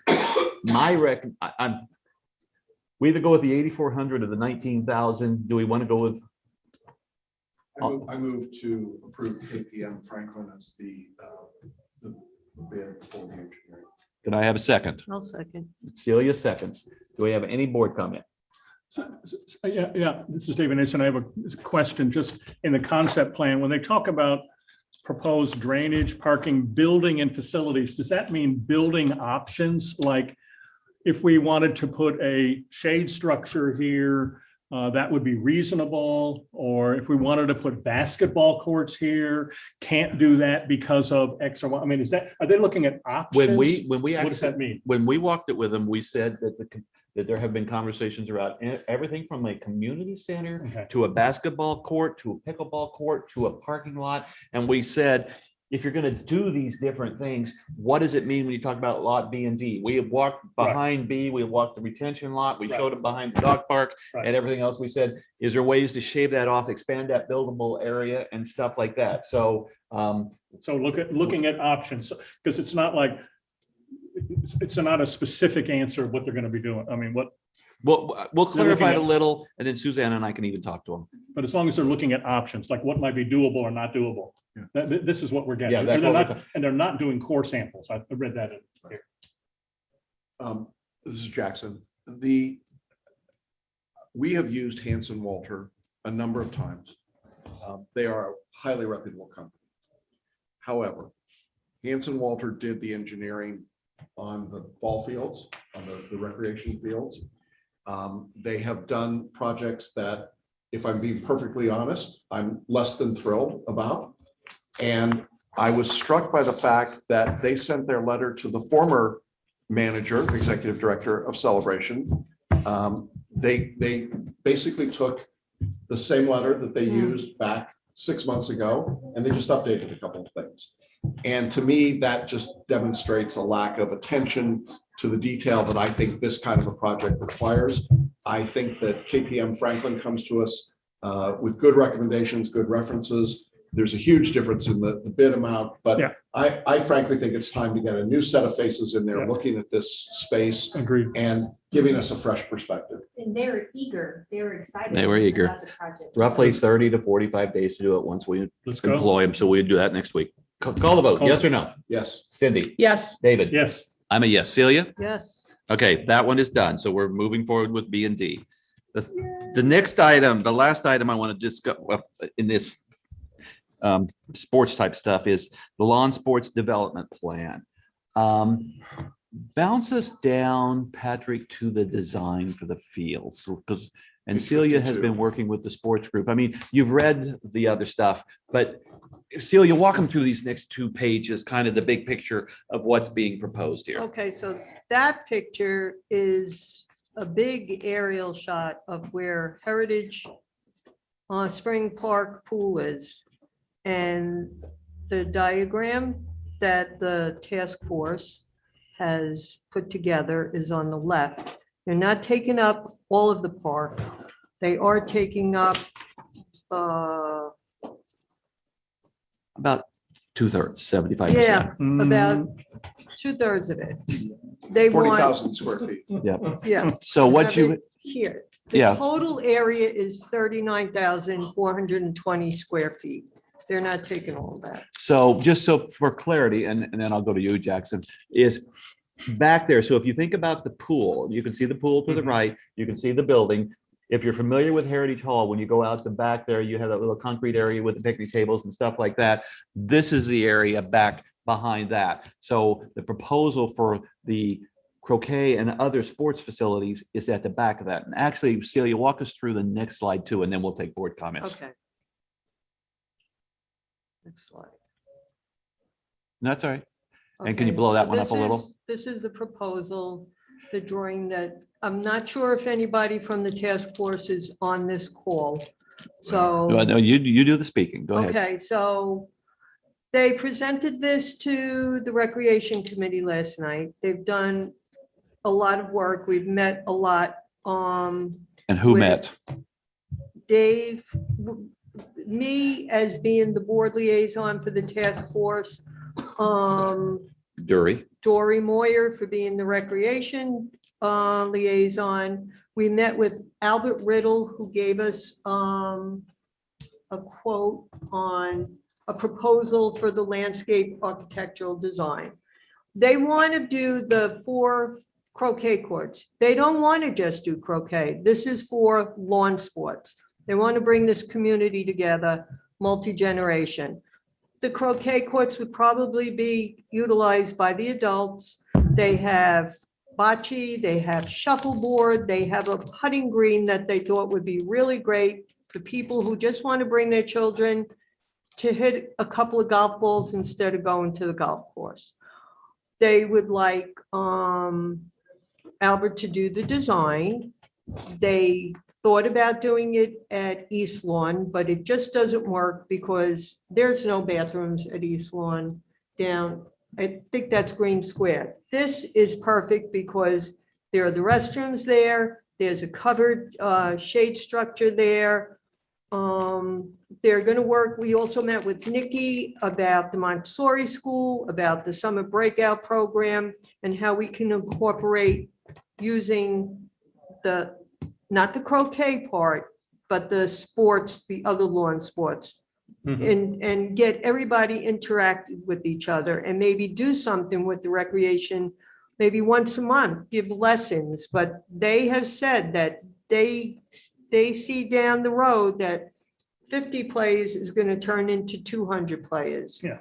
And it's just a great thing that our community needs right in town. And just, I know because I read the emails and stuff, Dury Moyer was heavily involved in helping put together the Yes. design so that it can become a multi-generational type approach, because you get the horseshoes up there and other stuff like that. Well, actually, if I can just clarify that, Dave and Bob and the other task force members came to us with this drawing already and showed it to Dory. They already had all of these areas put in there. So this is strictly the task force idea, but she was amazed and so happy with what was put in there. Okay, my error. We'll go to Jackson Mummy first and then open it up for board comments. Okay. First, I want to thank Celia for shepherding this and getting involved. It's a big task, and I want to thank the members of the task force. I have some concerns. First of all, I'm okay with this location. I think it's probably, of all the locations that we've looked at over the last, God knows how many months, it probably is the best one. So I appreciate that.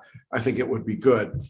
My concerns are twofold. I understand that in this environment, in our task force happy structure, everyone asks for as much as they can get. And I don't blame them. I think they should. But I think there's an over ask here for 2 croquet courts. I don't think you need 40,000 square feet to do this. Now, I know that the task force will tell us 50 people will become 200, just like pickleball tells us that 50 members will become 200, and swimming tells us 50 swimmers will become 200. They're all the most popular sports in America. When in truth, the most popular sport in America is task force. And so to me, this does not merit 2 fields. It's too much space out of that. And so I'm going to ask that Albert give us 2 different designs. One based on this idea of 2 full-size croquet courts and another for 1 croquet court. So just to be clear, just make sure I understand. So we have 2 big red items there at the top and 2 red items at the bottom. You're saying get rid of 2 of them so that you got 1 court. Right. That's what you're saying. And let me just finish and then up. The other reason I'm making this request is that from everything I've read and understood, the maintenance of these kinds of fields and turf is far more expensive than they would be for virtually any other use. putting greens are expensive to keep up. Croquet fields are expensive to keep up. And I think that we need to know not only what the cost to build is, but the cost to maintain it at the level that makes it work. And let me answer that question, because I went out today to look at the parking lot at the sports field just to see what it would look like with pickleball. And Jacob from New Leaf was there. So I talked to him and asked him. I've been out there enough times. He calls me Mr. Pickleball, and I don't even play. But I so I asked him, I said, because he had looked at some of this stuff and been involved, and I said, what would it cost? He said he thought it would cost $80,000 a year to maintain the fields. And the reason he said that is the grass that you have is a special type of grass. And you literally, if you think about the putting greens, he said the field for the croquet is just about like a putting green. So you need to mow it about every 4 or 5 days, special mower. It'll be cheaper for us if we have a shed out there so he can keep stuff there and doesn't have to haul things around, which I think we should do. I asked him, I said, well, if you have 1 versus 2, what would be the cost differential? And he said, well, the 80 would probably drop to 55 or 60 because you still have got the machines and the labor and stuff like that. Once you're out there and rolling, you're rolling. So I think, and we had made David had this actually when you went all the way back to when we were doing things about stuff where we had made the presentations, we said we always have to think about run rate as well as that. Exactly. So the run rate comment is an accurate statement. What's a run rate? Run rate meaning how much money you have to spend to maintain it going forward. Annual cost.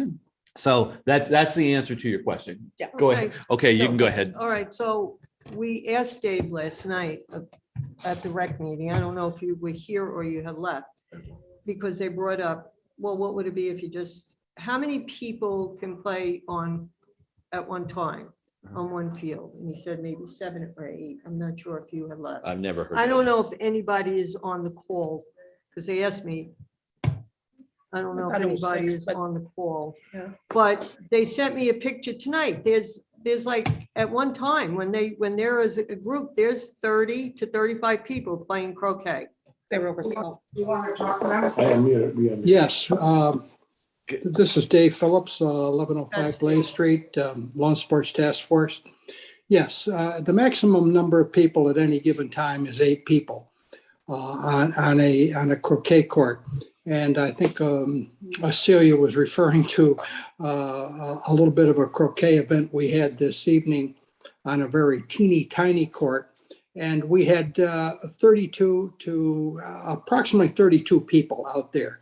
And our ability to service the people of Celebration with simply 1 court, obviously we'd be happier than nothing, but we would be able to have serviced 1/4 of the people who showed up to play croquet this evening. Dave, were you That able? would be my Dave- statement. Anything else?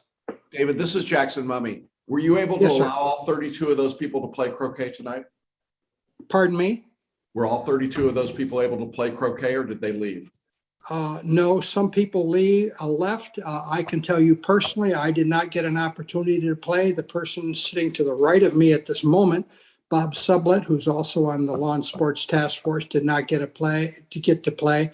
Several people did not get to play. You simply can't. You just can't do it. And how long does a croquet game last? A typical croquet game, I think would be fair to say 45 minutes. What do you think, Bob? Yeah, that's about right. Yeah, 45 minutes at a minimum. It would be a fair amount. Dave, this is Brian Kinsel. Let me ask you a question. When I look at Yes, this sir. diagram, I actually see 4 courts, and I don't play croquet. I see 84 feet going up the side twice, and I see 63 feet across. So is a croquet court 84 by 63? So are we really looking at 4 courts up here, or are we looking at 2? No, sir. The correct size for a proper croquet court is 105 by 84. We did the overlay just to show you that in the case of perhaps when we were instructing people, which is a really big part of our procedure and what we anticipate for the citizens of Celebration, that we could actually utilize the land to put 4 smaller size courts, which we could use for instruction. However, if you're really seriously playing a croquet game, you're going to be using the 105 by 84.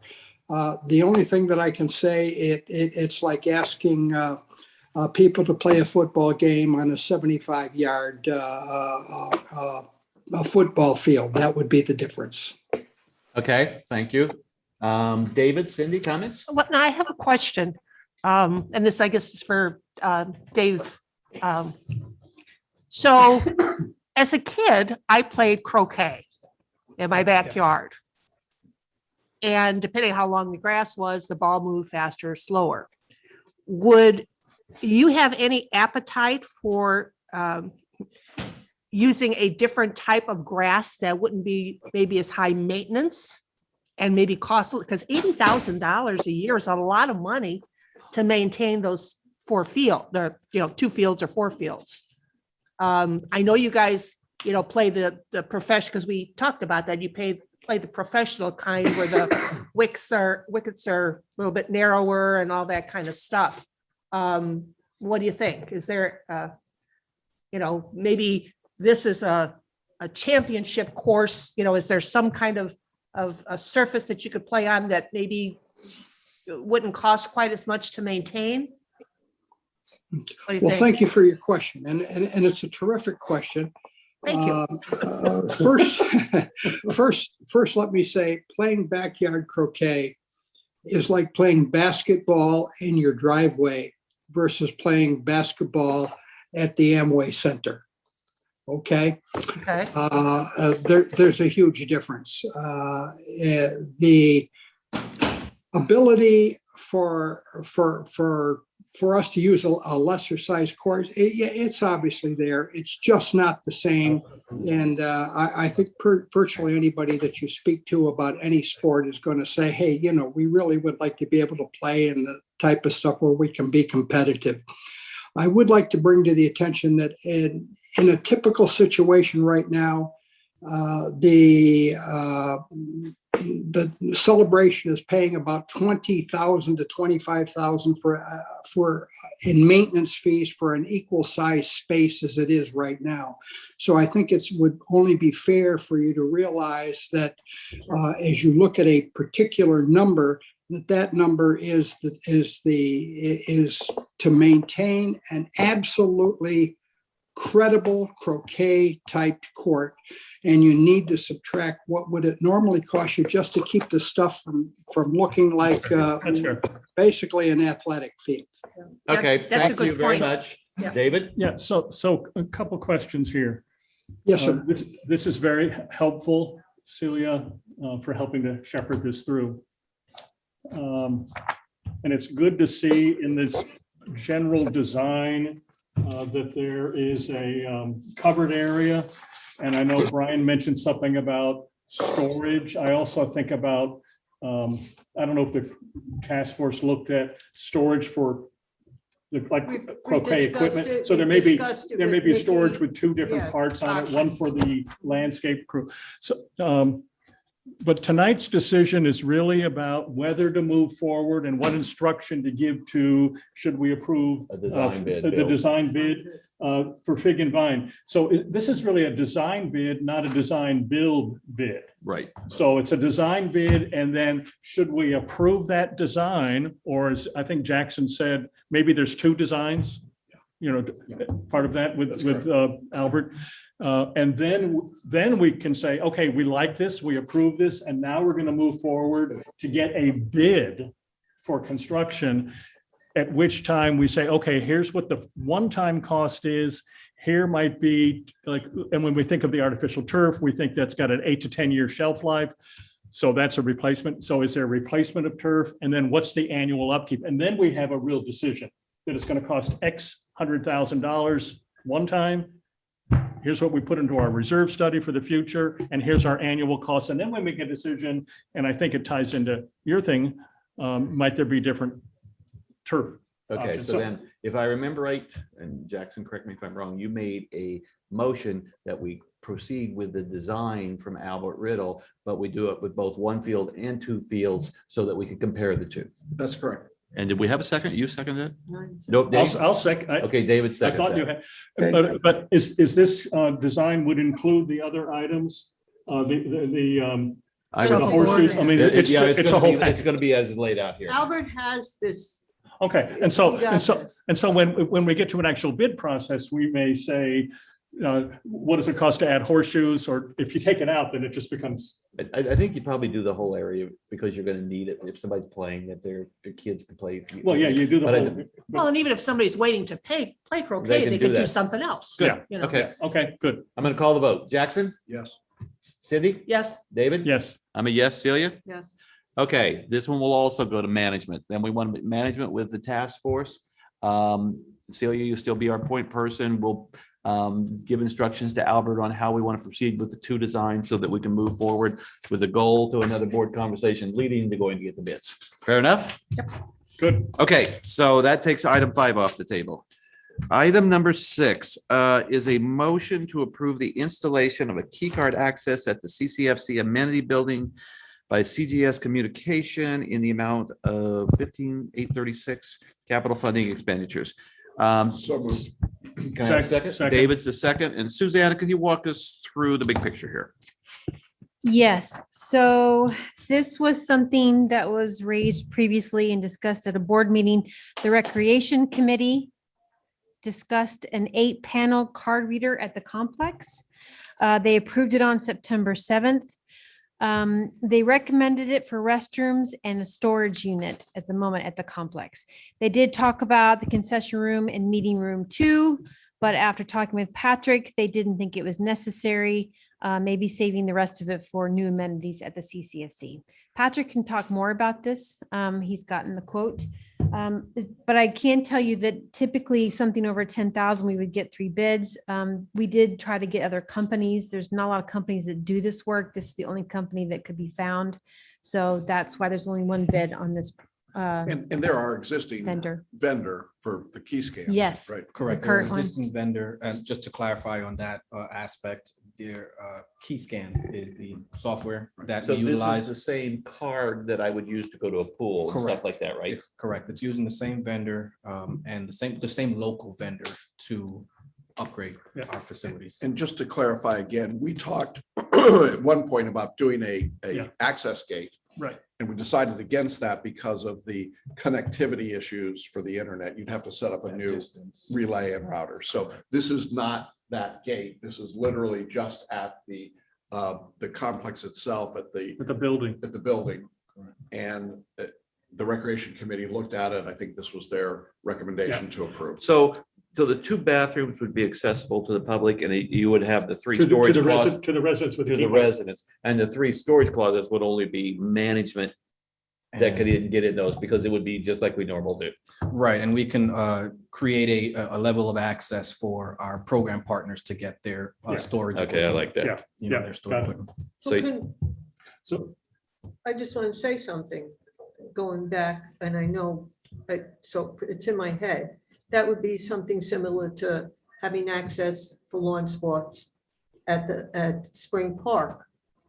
Going in there into the storage facility and having people. Same have concept, certain- yes. Same then concept. you can track, Right. then you can track, you know. Right. Thank you. You'll So- always know so who's coming cur- and going. So currently, Management has anyone unlocked them can and they stay get into unlocked. the bathrooms.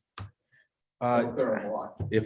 If they're unlocked, I'm not clear on how that's going. I do know that based off of the open availability at the complex. Or when the that they- complex is open and events are going on, it's When online. the complex is open, there is a field monitor Right. or monitors. Right. And one of their jobs is to open and close those restrooms. But Right. that's very different than having something that's always locked and you use your key card to get in. Right. So. Like Lakeside. Yeah. Lakeside, you always need your key card to get in. Right. Okay. Any other comments? I'm going to call the vote. Celia? Yes. I'm a yes. David? Yes. Cindy? Yes. Jackson? Yes. Okay, passes unanimously. Thank you. Next item I have is motion to approve the landscape improvements for the STIC room at Lakeside. By Yellowstone in the amount of 1140 replacement reserves. Stick room. I'll Technology. The technology and It's on Sorry, it's I no, it's don't know. technology room. I'll make the motion. Thank you. I'll make the motion. Second. Any The description was very Okay, helpful. explain it. Okay, this is the Smart Town Innovation Center that's built over at Lakeside in the Jones Room. And the Technology Committee has had this up with the assistance of Patrick. And so now that the entrance is going to be specifically for this room, the proposal is to redo the landscaping around the entrance, make it look nicer. Also, there's a lot of kind of different plants that probably were attracting some critters. So this opens it up and, you know, makes it safer and prettier. I want to just And we have point the out the money. obvious, and I think if Kevin were here, he would say this. This is a good thing. We should be Mhm. doing this, I think. However, we've got a lot of places that need landscape improvement that are CROA-owned facilities, Grand Manors. And so I think this is one of many that needs to be taken care of. I'm glad we're going to address this. But let's not forget this building that we're at, or any number of other properties. Like Or the Central park we Park? heard about earlier. Yeah, Mhm. so I just think it's important to say that we're not prioritizing this over someone else. It's just that this came up. We're at the point where we can make that decision, and I think we should do it, but it's just a little slice of the work. that There's needs to be done. definitely a lot of parks to be addressed. There's also more room to spend that money on different areas and get some plans going. This is a very small amount compared to how much is budgeted. And also, I think the goal was to have it kind of a grand opening for Founder's Day. So that was the Yeah. goal. And I'll talk about that during the board comments a little, but I mean, I think we ought to do this, but I think once Grand Manners is in here, we really need to do a drive. We means management needs to really do a drive around, and the board needs to know, you know, these are all the places that we need to do to get them up to celebration standard. And we'll ha- Fresh it'll- eyes, fresh eyes. It'll help if we have an operations manager too. Mhm. I love David's word there, fresh eyes approach. So may I call the vote? All in favor? Aye. Any opposed? Passes unanimously. Okay, the next item is motion to approve one roof repair by Jurin Roofing in the amount of $1,416 from South Village Town Hall Service Area Replacement Reserve. Susanna, I will make the motion for the purpose of discussion. and I'll second it. Go ahead, Susanna. Okay, so this is along the lines of roof leaks that were occurring in the past year or two. Normally, it was performance that was to doing those. But for this particular property, and I'm sure if the owners were here, they could express this passionately. They had multiple leaks in different areas, and we just couldn't solve it. And so we enlisted a different roofing company to come in.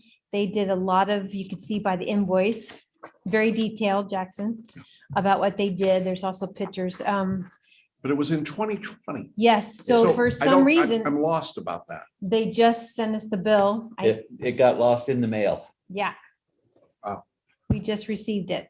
And So so the answer is the work was done, it was done well, and it was Yeah. lost in the mail. it was done well. And have we used this company since that time? No. I was not aware of it. We until know it we came have the around. other conversations ongoing. I really think we need to talk.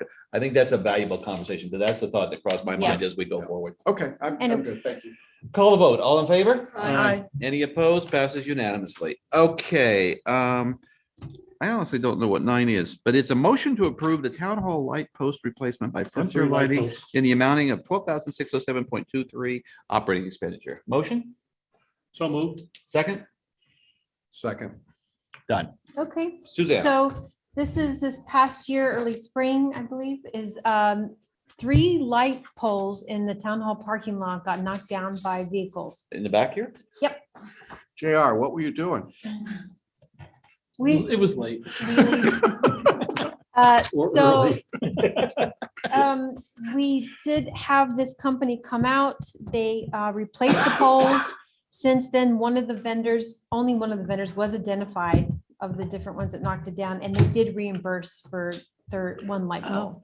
But we haven't been able to locate who the other 2 were that did it. So this is a retro approval of those poles.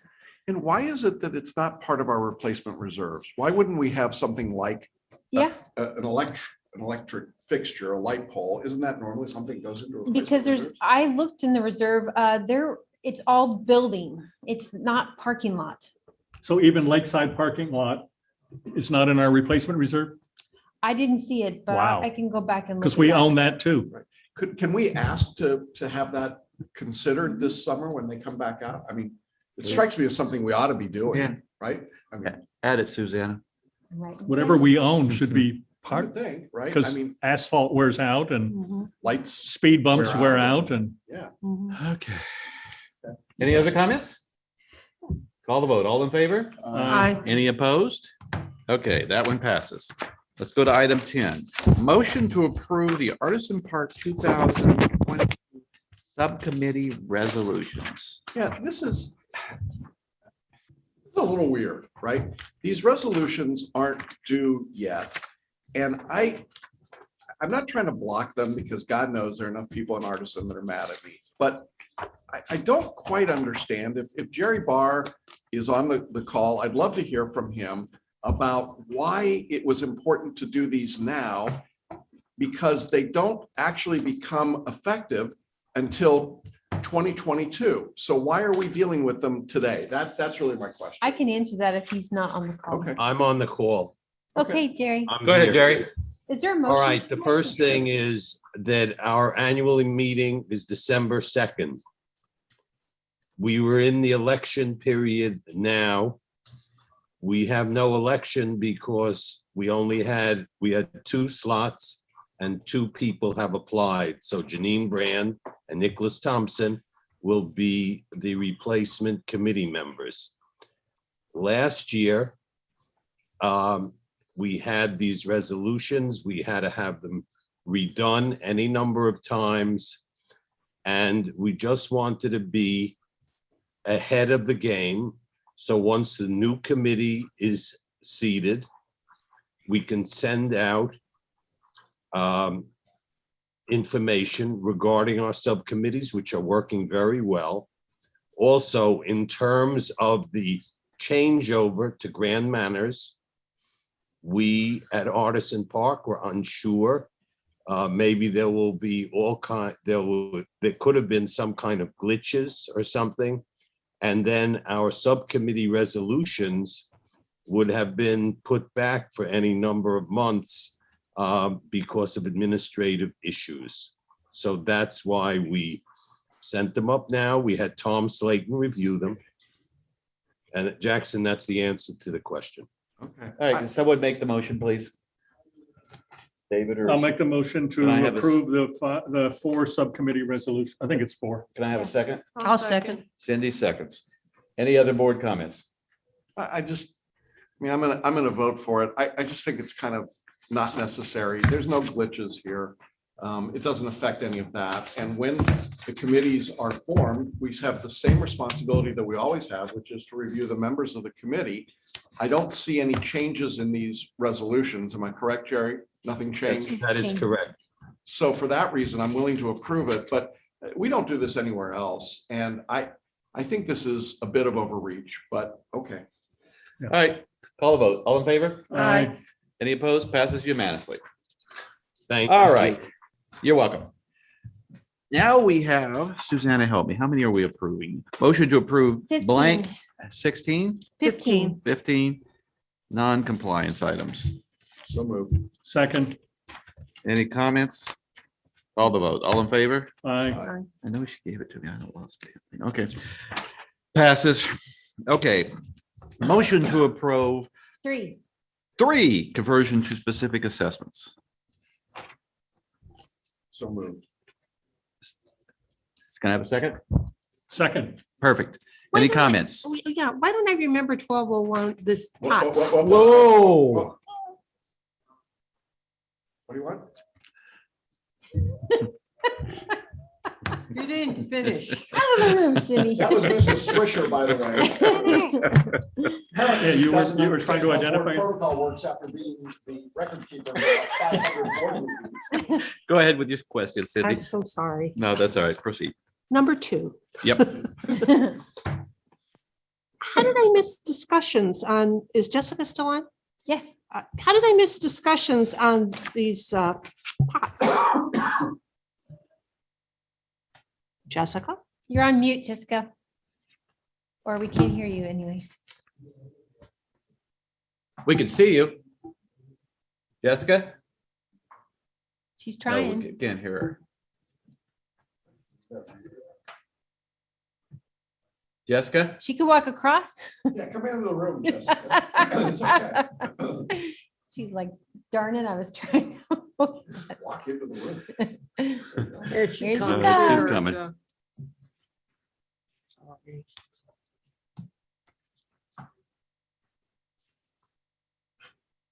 Okay, while she's doing that, let's go to item 13. Motion to approve two. Oh, here she is. Oh, Here. Have a seat right I here. don't know, right it's not here. working, but, so that did come up at a covenants hearing, 3 months ago, and you may not have been at that. Oh, that could have been One. during the. Yeah, but, that's actually the second fine that's been assessed for that property, so I found it very necessary to move forward quickly on that. So it's the second fine. Yes. For Okay. pots. No, that for pots, the initial fine wasn't for pots. And I don't recall exactly what it was, but I do believe it was something regarding landscape, missing landscape, if I recall correctly. Yeah. But I just thought that that was an extraordinary amount of money for pots. So do we fine? So basically, it's $5,000 for a day anything? for 50 days. Up to It hasn't 50 got dealt with. They're not dealing So with it. and that's what we do, is this is how we get people to understand that we're serious. Well, that I knew, but I No, mean, I no, just, understand. I wasn't thinking about the $100 a day. Now I understand. Okay. Yeah. While you're here, can I ask you about item 1 that's apparently cleared out? Can Yes, you tell us what that unapproved change is? it was a tree removal. I remember. Is this the item that we discussed in field board? No, we had previously discussed, Okay, it's not a different property. no, it's another property of the same owner, I believe, not this one. Yeah. Are we having lots of problems in your view with trees right now and tree removal and tree trimming? It seems to be a big issue that's come up. This particular one is from like a year ago. Okay. But yes, I do think tree pruning is becoming a big issue, and there's a lot of questions as to, do I trim that tree or who prunes that tree? I've gotten those questions a lot. Yes. That's why we did the easement guidelines. Yes. Yeah. See, we actually went through and revised everything. Yeah. We have it. It's posted. Okay. I just sent it to someone the other day. Okay. Good to know. And a lot of people seem to think it's better to ask for forgiveness than permission. Yes. One, we have to think about that. Baby. So how do you deal with when somebody's removed a tree? Well, Put it back. they can't put it back. So we would require that they install a new tree. Well, basically, my first communication is you've removed the tree without approval. You have to submit an application for ARC review. ARC would determine whether they meet the tree requirement with another tree on the property. And if they don't, they would be required to install a new tree to meet that requirement. Is that what happened on property number 1? Property number 1 did exactly that, yes. Okay. But it wasn't a street tree. It was No. not a street tree. No, That was another property. This is a street tree? no. No, not a street tree, It's on the not. property, yes.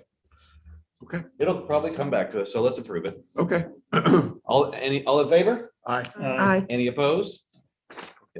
Thank you, Jessica. Why don't you You're stay here, Jessica? I might as well, yes. Okay, motion to approve 2 resident fee waiver requests. No, you like Motion. these. Pardon, can I have a No, you motion, like please? these. So moved. Can I have a second? Celia, thank you. I'll second. Okay, give us a comment. Well, there's 2 this time. The first one, the owner was not aware that they had charges, they had just bought the property. And was not aware for some reason that they had service area assessments on top of their CROA assessments. So they were late, and they've asked for a waive of the late fees and interest. Just a waiver New of owner the late hiccup. fee, of the late fees and the interest. Yes. So they paid everything. It's the $40, roughly $41. And the second one is,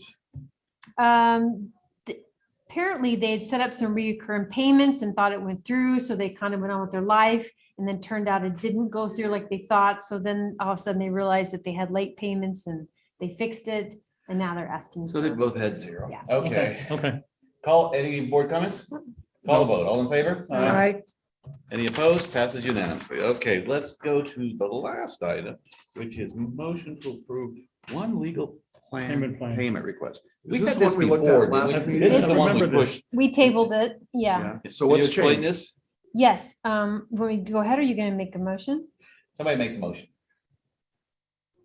I'll make a discuss? motion for discussion, Discuss? for Okay, discussion discussion, purposes. And who's seconding?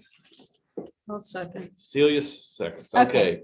So this was at a prior meeting. You did ask it to be tabled so you could have more information. Jackson, you specifically wanted information legal and a summary from the appeal. Yeah. So this is a hardship request where this owner was at a prior appeal a good year ago when I was in community standards. And they had two items they were being fined for. They were going through a medical hardship in the family, and their job was lost in the pandemic all at once. And they're also going through a roof insurance claim. So the board granted a waiver of $5,000 of the fines, but not the other $5,000 for the roof. Since then, of Because we course, wanted it fixed. yes, it needed to be cleaned, I remember but he that. was going through an I remember insurance that, claim to yeah. get it replaced. Since then, he went into collections. He paid off everything. The attorney says even the attorney costs, except for this remaining amount plus a $5,000 fine for this roof. And so the owner is requesting, I'll pay this $5,000 over 12 months, but when my insurance claim goes through and the roof gets replaced, I'd like to have that $5,000 back. No way. I'm just not gonna- Okay. There's a long history on this property, and I have reached my fatigue level on this. So do as you will, rest of the board, but I will take my best Kevin impression here and say no. Do you remember when the first, this is David, you remember when the first covenants violation was I noted? was on the board before. It goes back. Was it that long ago? Yeah. Goes back a long So way. the first letter was 2018. Okay, so this is a roof that was damaged and cited 3 years And it hasn't ago been fixed in and 3 hasn't been years. fixed yet? Not for cleaning. Thank you. That's, So it has not been cleaned in 3 Or- years. Yeah, it was the item was for cleaning the roof. Yeah, we asked for a Right. repair of the roof, Right. a replacement, and then we graciously, frankly, agreed, okay, just clean it. Then we couldn't get that. Then we got another problem and another problem, and here we are 5 years later, 3 I years met, later. all I'll say is that I did meet the owners on site and they did have a very serious medical challenge in front of them during the pandemic. That's all I'm gonna say. I'm sorry, But- and I feel badly for them, but I think we have a fiduciary obligation to the association Right. that properties have to be kept up, and you cannot let a property go for years and years Right. and years and then ask us to finance it for you. Right. If you can't afford the property, you can't afford the property. so the initially cited problem is still there 3 years ago, which is unsightly for neighbors and our community. Yes. Got it. Thank you. Okay, I'm gonna call individual votes. Jackson, yes or no? No. Cindy, yes or no? Can I You got a make a, question, please go. Well- What you gonna ask your question? okay, so as an option, I suppose they could go to their bank, and if they have any equity in their home, they could get a $5,000 equity loan rather than, to pay this fine, rather than a payment plan through us. Just a suggestion. I think a lot of suggestions were made. I think that I'm remembering this. you remember this. This Yeah. was I remember. not, you didn't get the opportunity to participate in this back then, but I think we've been more than fair with this 3 years. resident. It This should is, have this been. is this is way before COVID too. Yeah, Okay. and there are solutions, and you're correct. Mhm. But the solution that's being proposed to us is the one that I think we should not accept. Okay, yes or no, Cindy? No, David? I'm a no. Then I'll be a no. No. Okay, does not pass. Board comments section. I'll start with Mr. Money. Any comments? I want to comment on what I said earlier tonight, that this transition has been a big, big project, and how much I appreciate the efforts of everyone who has participated in it. And I appreciate the residents and their patience as we have gone through all of this. I look forward to a wonderful Founder's Day and a wonderful opportunity to start with hitting the reset button. I am very excited about the things that are coming. I'm very pleased that we're part of a board that had the courage to do the right thing. I wish the folks at CCMC all the best. I hope that as we finish up this transition, they will continue to hold themselves professionally responsible and to fulfill the agreements that were made and the promises that were made. And I look forward to a cordial relationship with them, but I want to get through these next few days and I want commitments that were made to be kept. Cindy. Again, just to talk about the transition a little bit.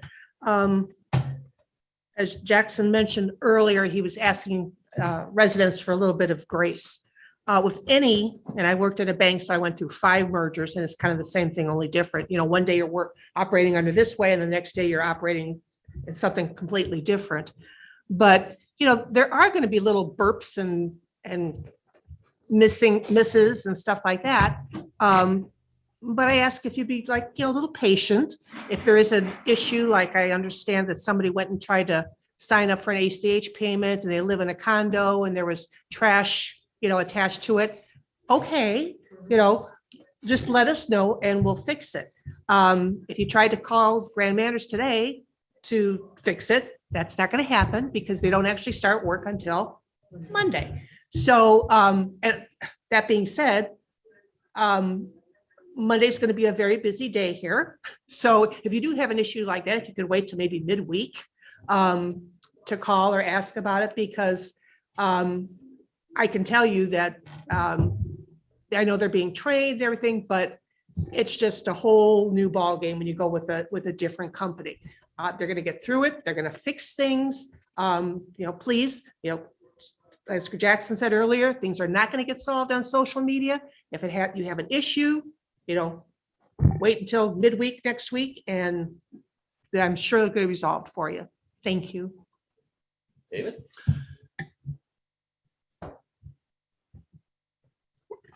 Founders Day is right around the corner, 25 years. CCMC has helped sustain this community, help grow the community from 0 residents to what we have today. To coin a phrase, there's a great, big, beautiful tomorrow. I'm not going to sing. No, that was not, I'm not, maybe JR's going to pipe that into my headphones. But no, that's not a hint. No, but I am appreciative of the individuals, 3 of whom are in this room. Oh, I'm sorry. David. Yeah. Who was on camera. I'm sorry. Thank you. I stand corrected. A late arrival. It's not one of them. But I'm thankful for these individuals. Many of them have been here for many years, over a decade, some less, and others who are not here.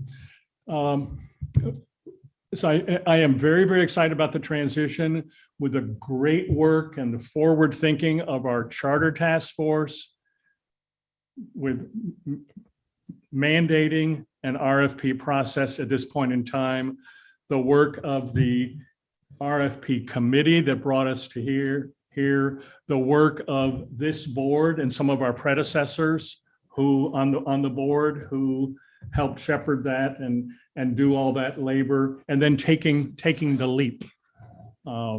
Even questions we had from some high up officials, are you sure that this is what you want to do? And we said, absolutely, we are sure.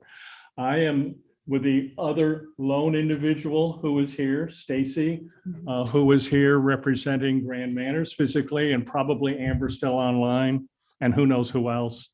I am very excited about Monday. I know that Grand Manners stands for quality. I know Grand Manners stands for improvement. I know Grand Manners stands for service. I have already heard comments from residents about the tone of the letter that we all received in the mail. I have already heard comments from residents to say they have called the telephone number and had issues resolved already, which is, I mean, like, you got my wrong mailing address. This is my old address before I moved here. So, and I also know, to Cindy's point, that things are going to evolve. there'll be a few hiccups. There'll be individuals who have challenges, but I also know that Grand Manners has a spirit of let's get it right. So it's incumbent on each of us as owners, 4,321 homes today, to check our accounts, look at it. Does it look right? Are things showing up right? Because Grand Manners wants to make them right. I've had residents who say, portal, that is so exciting. We are such in the dark ages today. We're not going to be tomorrow. And I know our portal for our residents is going to look different. Again, we said that already. But I am very excited about quality. I'm excited about improvement and continuous improvement, not just Monday, but continuous over the months and years ahead, and really service for our residents. So thanks to all who have brought us to this point and those who are going to take us from this point. And that's the four of you, soon to be Grand Manners employees also, and some of your colleagues. So thank you. Celia, any comments? Of course I have a comment. Let's see, how do I put this? Grand Manners, Grand, Grand.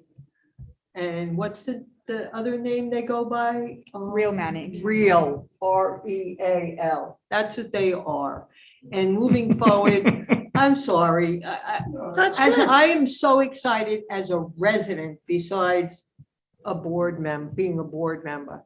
And I'm so grateful for these four staff members that have gone through hell and back since I've been on the board during this whole process, and have been so professional in their job, because they were abandoned, and now they have someone to take them to their, I don't even know how to explain it. It's just such a good feeling. And I want to thank you guys for everything you do and for your professionalism. Thank you. Okay, I'm not gonna say anything about Grand Manners. No. Okay. Okay. Are you getting ready to cry? Looks like it. Thank you for taking the lead on that. We need to have a CCS board meeting. We got to finalize the budget and stuff like that. So I don't know if there's a big hurry for that, is there? We may do that in December. Yeah, it's not like you're milling it out or anything, so. Okay, so we're gonna have to do the CCS in December at the same time we're doing the other meeting. Streetlights, who's building the apartments and the amenities, wants to have a meeting with a couple of board members. Who do we want to have meet with streetlights? That's the same group that we've got talking Island Village right now, shouldn't it? Over the. Yes. The I'm supplement. happy for it to be. Yeah, the same. Just so there's continuity. David Jackson, Kevin. Yeah, I'm happy to do that. And I got that email today. So, okay, there'll be three of you. What I will put on the agenda, it was brought up earlier today, and I was gonna have on my list anyway, human attendance at board meetings. I'm gonna put that on the agenda so we can discuss that at a probably November board meeting. Innovation Center, just so everybody knows, the Innovation Center is actually going to launch itself on Founder's Day, so that they're actually gonna have people outside, they're gonna let people tour, they're gonna let people see things. They have Brainiac ideas, they're gonna get feedback on Brainiac ideas. I'd encourage people to go visit it. It's actually, I haven't seen it myself, I'm gonna go visit it myself. You'll hear Justin's ideas and all kinds of things, and provide your feedback. Have fun. They're gonna be right down there at Founder's Park. That's gonna be at Lakeside. That's gonna be right there at Lakeside. With the new Just so landscaping. the residents. Well, that they're gonna don't have know- signs and they're gonna have people Okay. outside and everything. So All they're, right. they'll be. You're gonna say it's great, big, beautiful tomorrow. Yep. Okay. So just wanted to make that. We'll make it do that. Steve Northridge had actually sent a comment on the light poles. Do we have insurance, or should we have insurance, or did we think about insurance? I don't know. Well, okay, Can look into so that. we'll put that on your list. Mhm. And with that, Motion to adjourn. everything will be perfect on Monday because of Grand Manners. So. Somebody needs Motion to to second. adjourn. Do I have a second? Second. Oh, Thank you all. Cindy, Have a great thank you. evening. We appreciate your attendance. Thank you. Good night, everybody. Good job.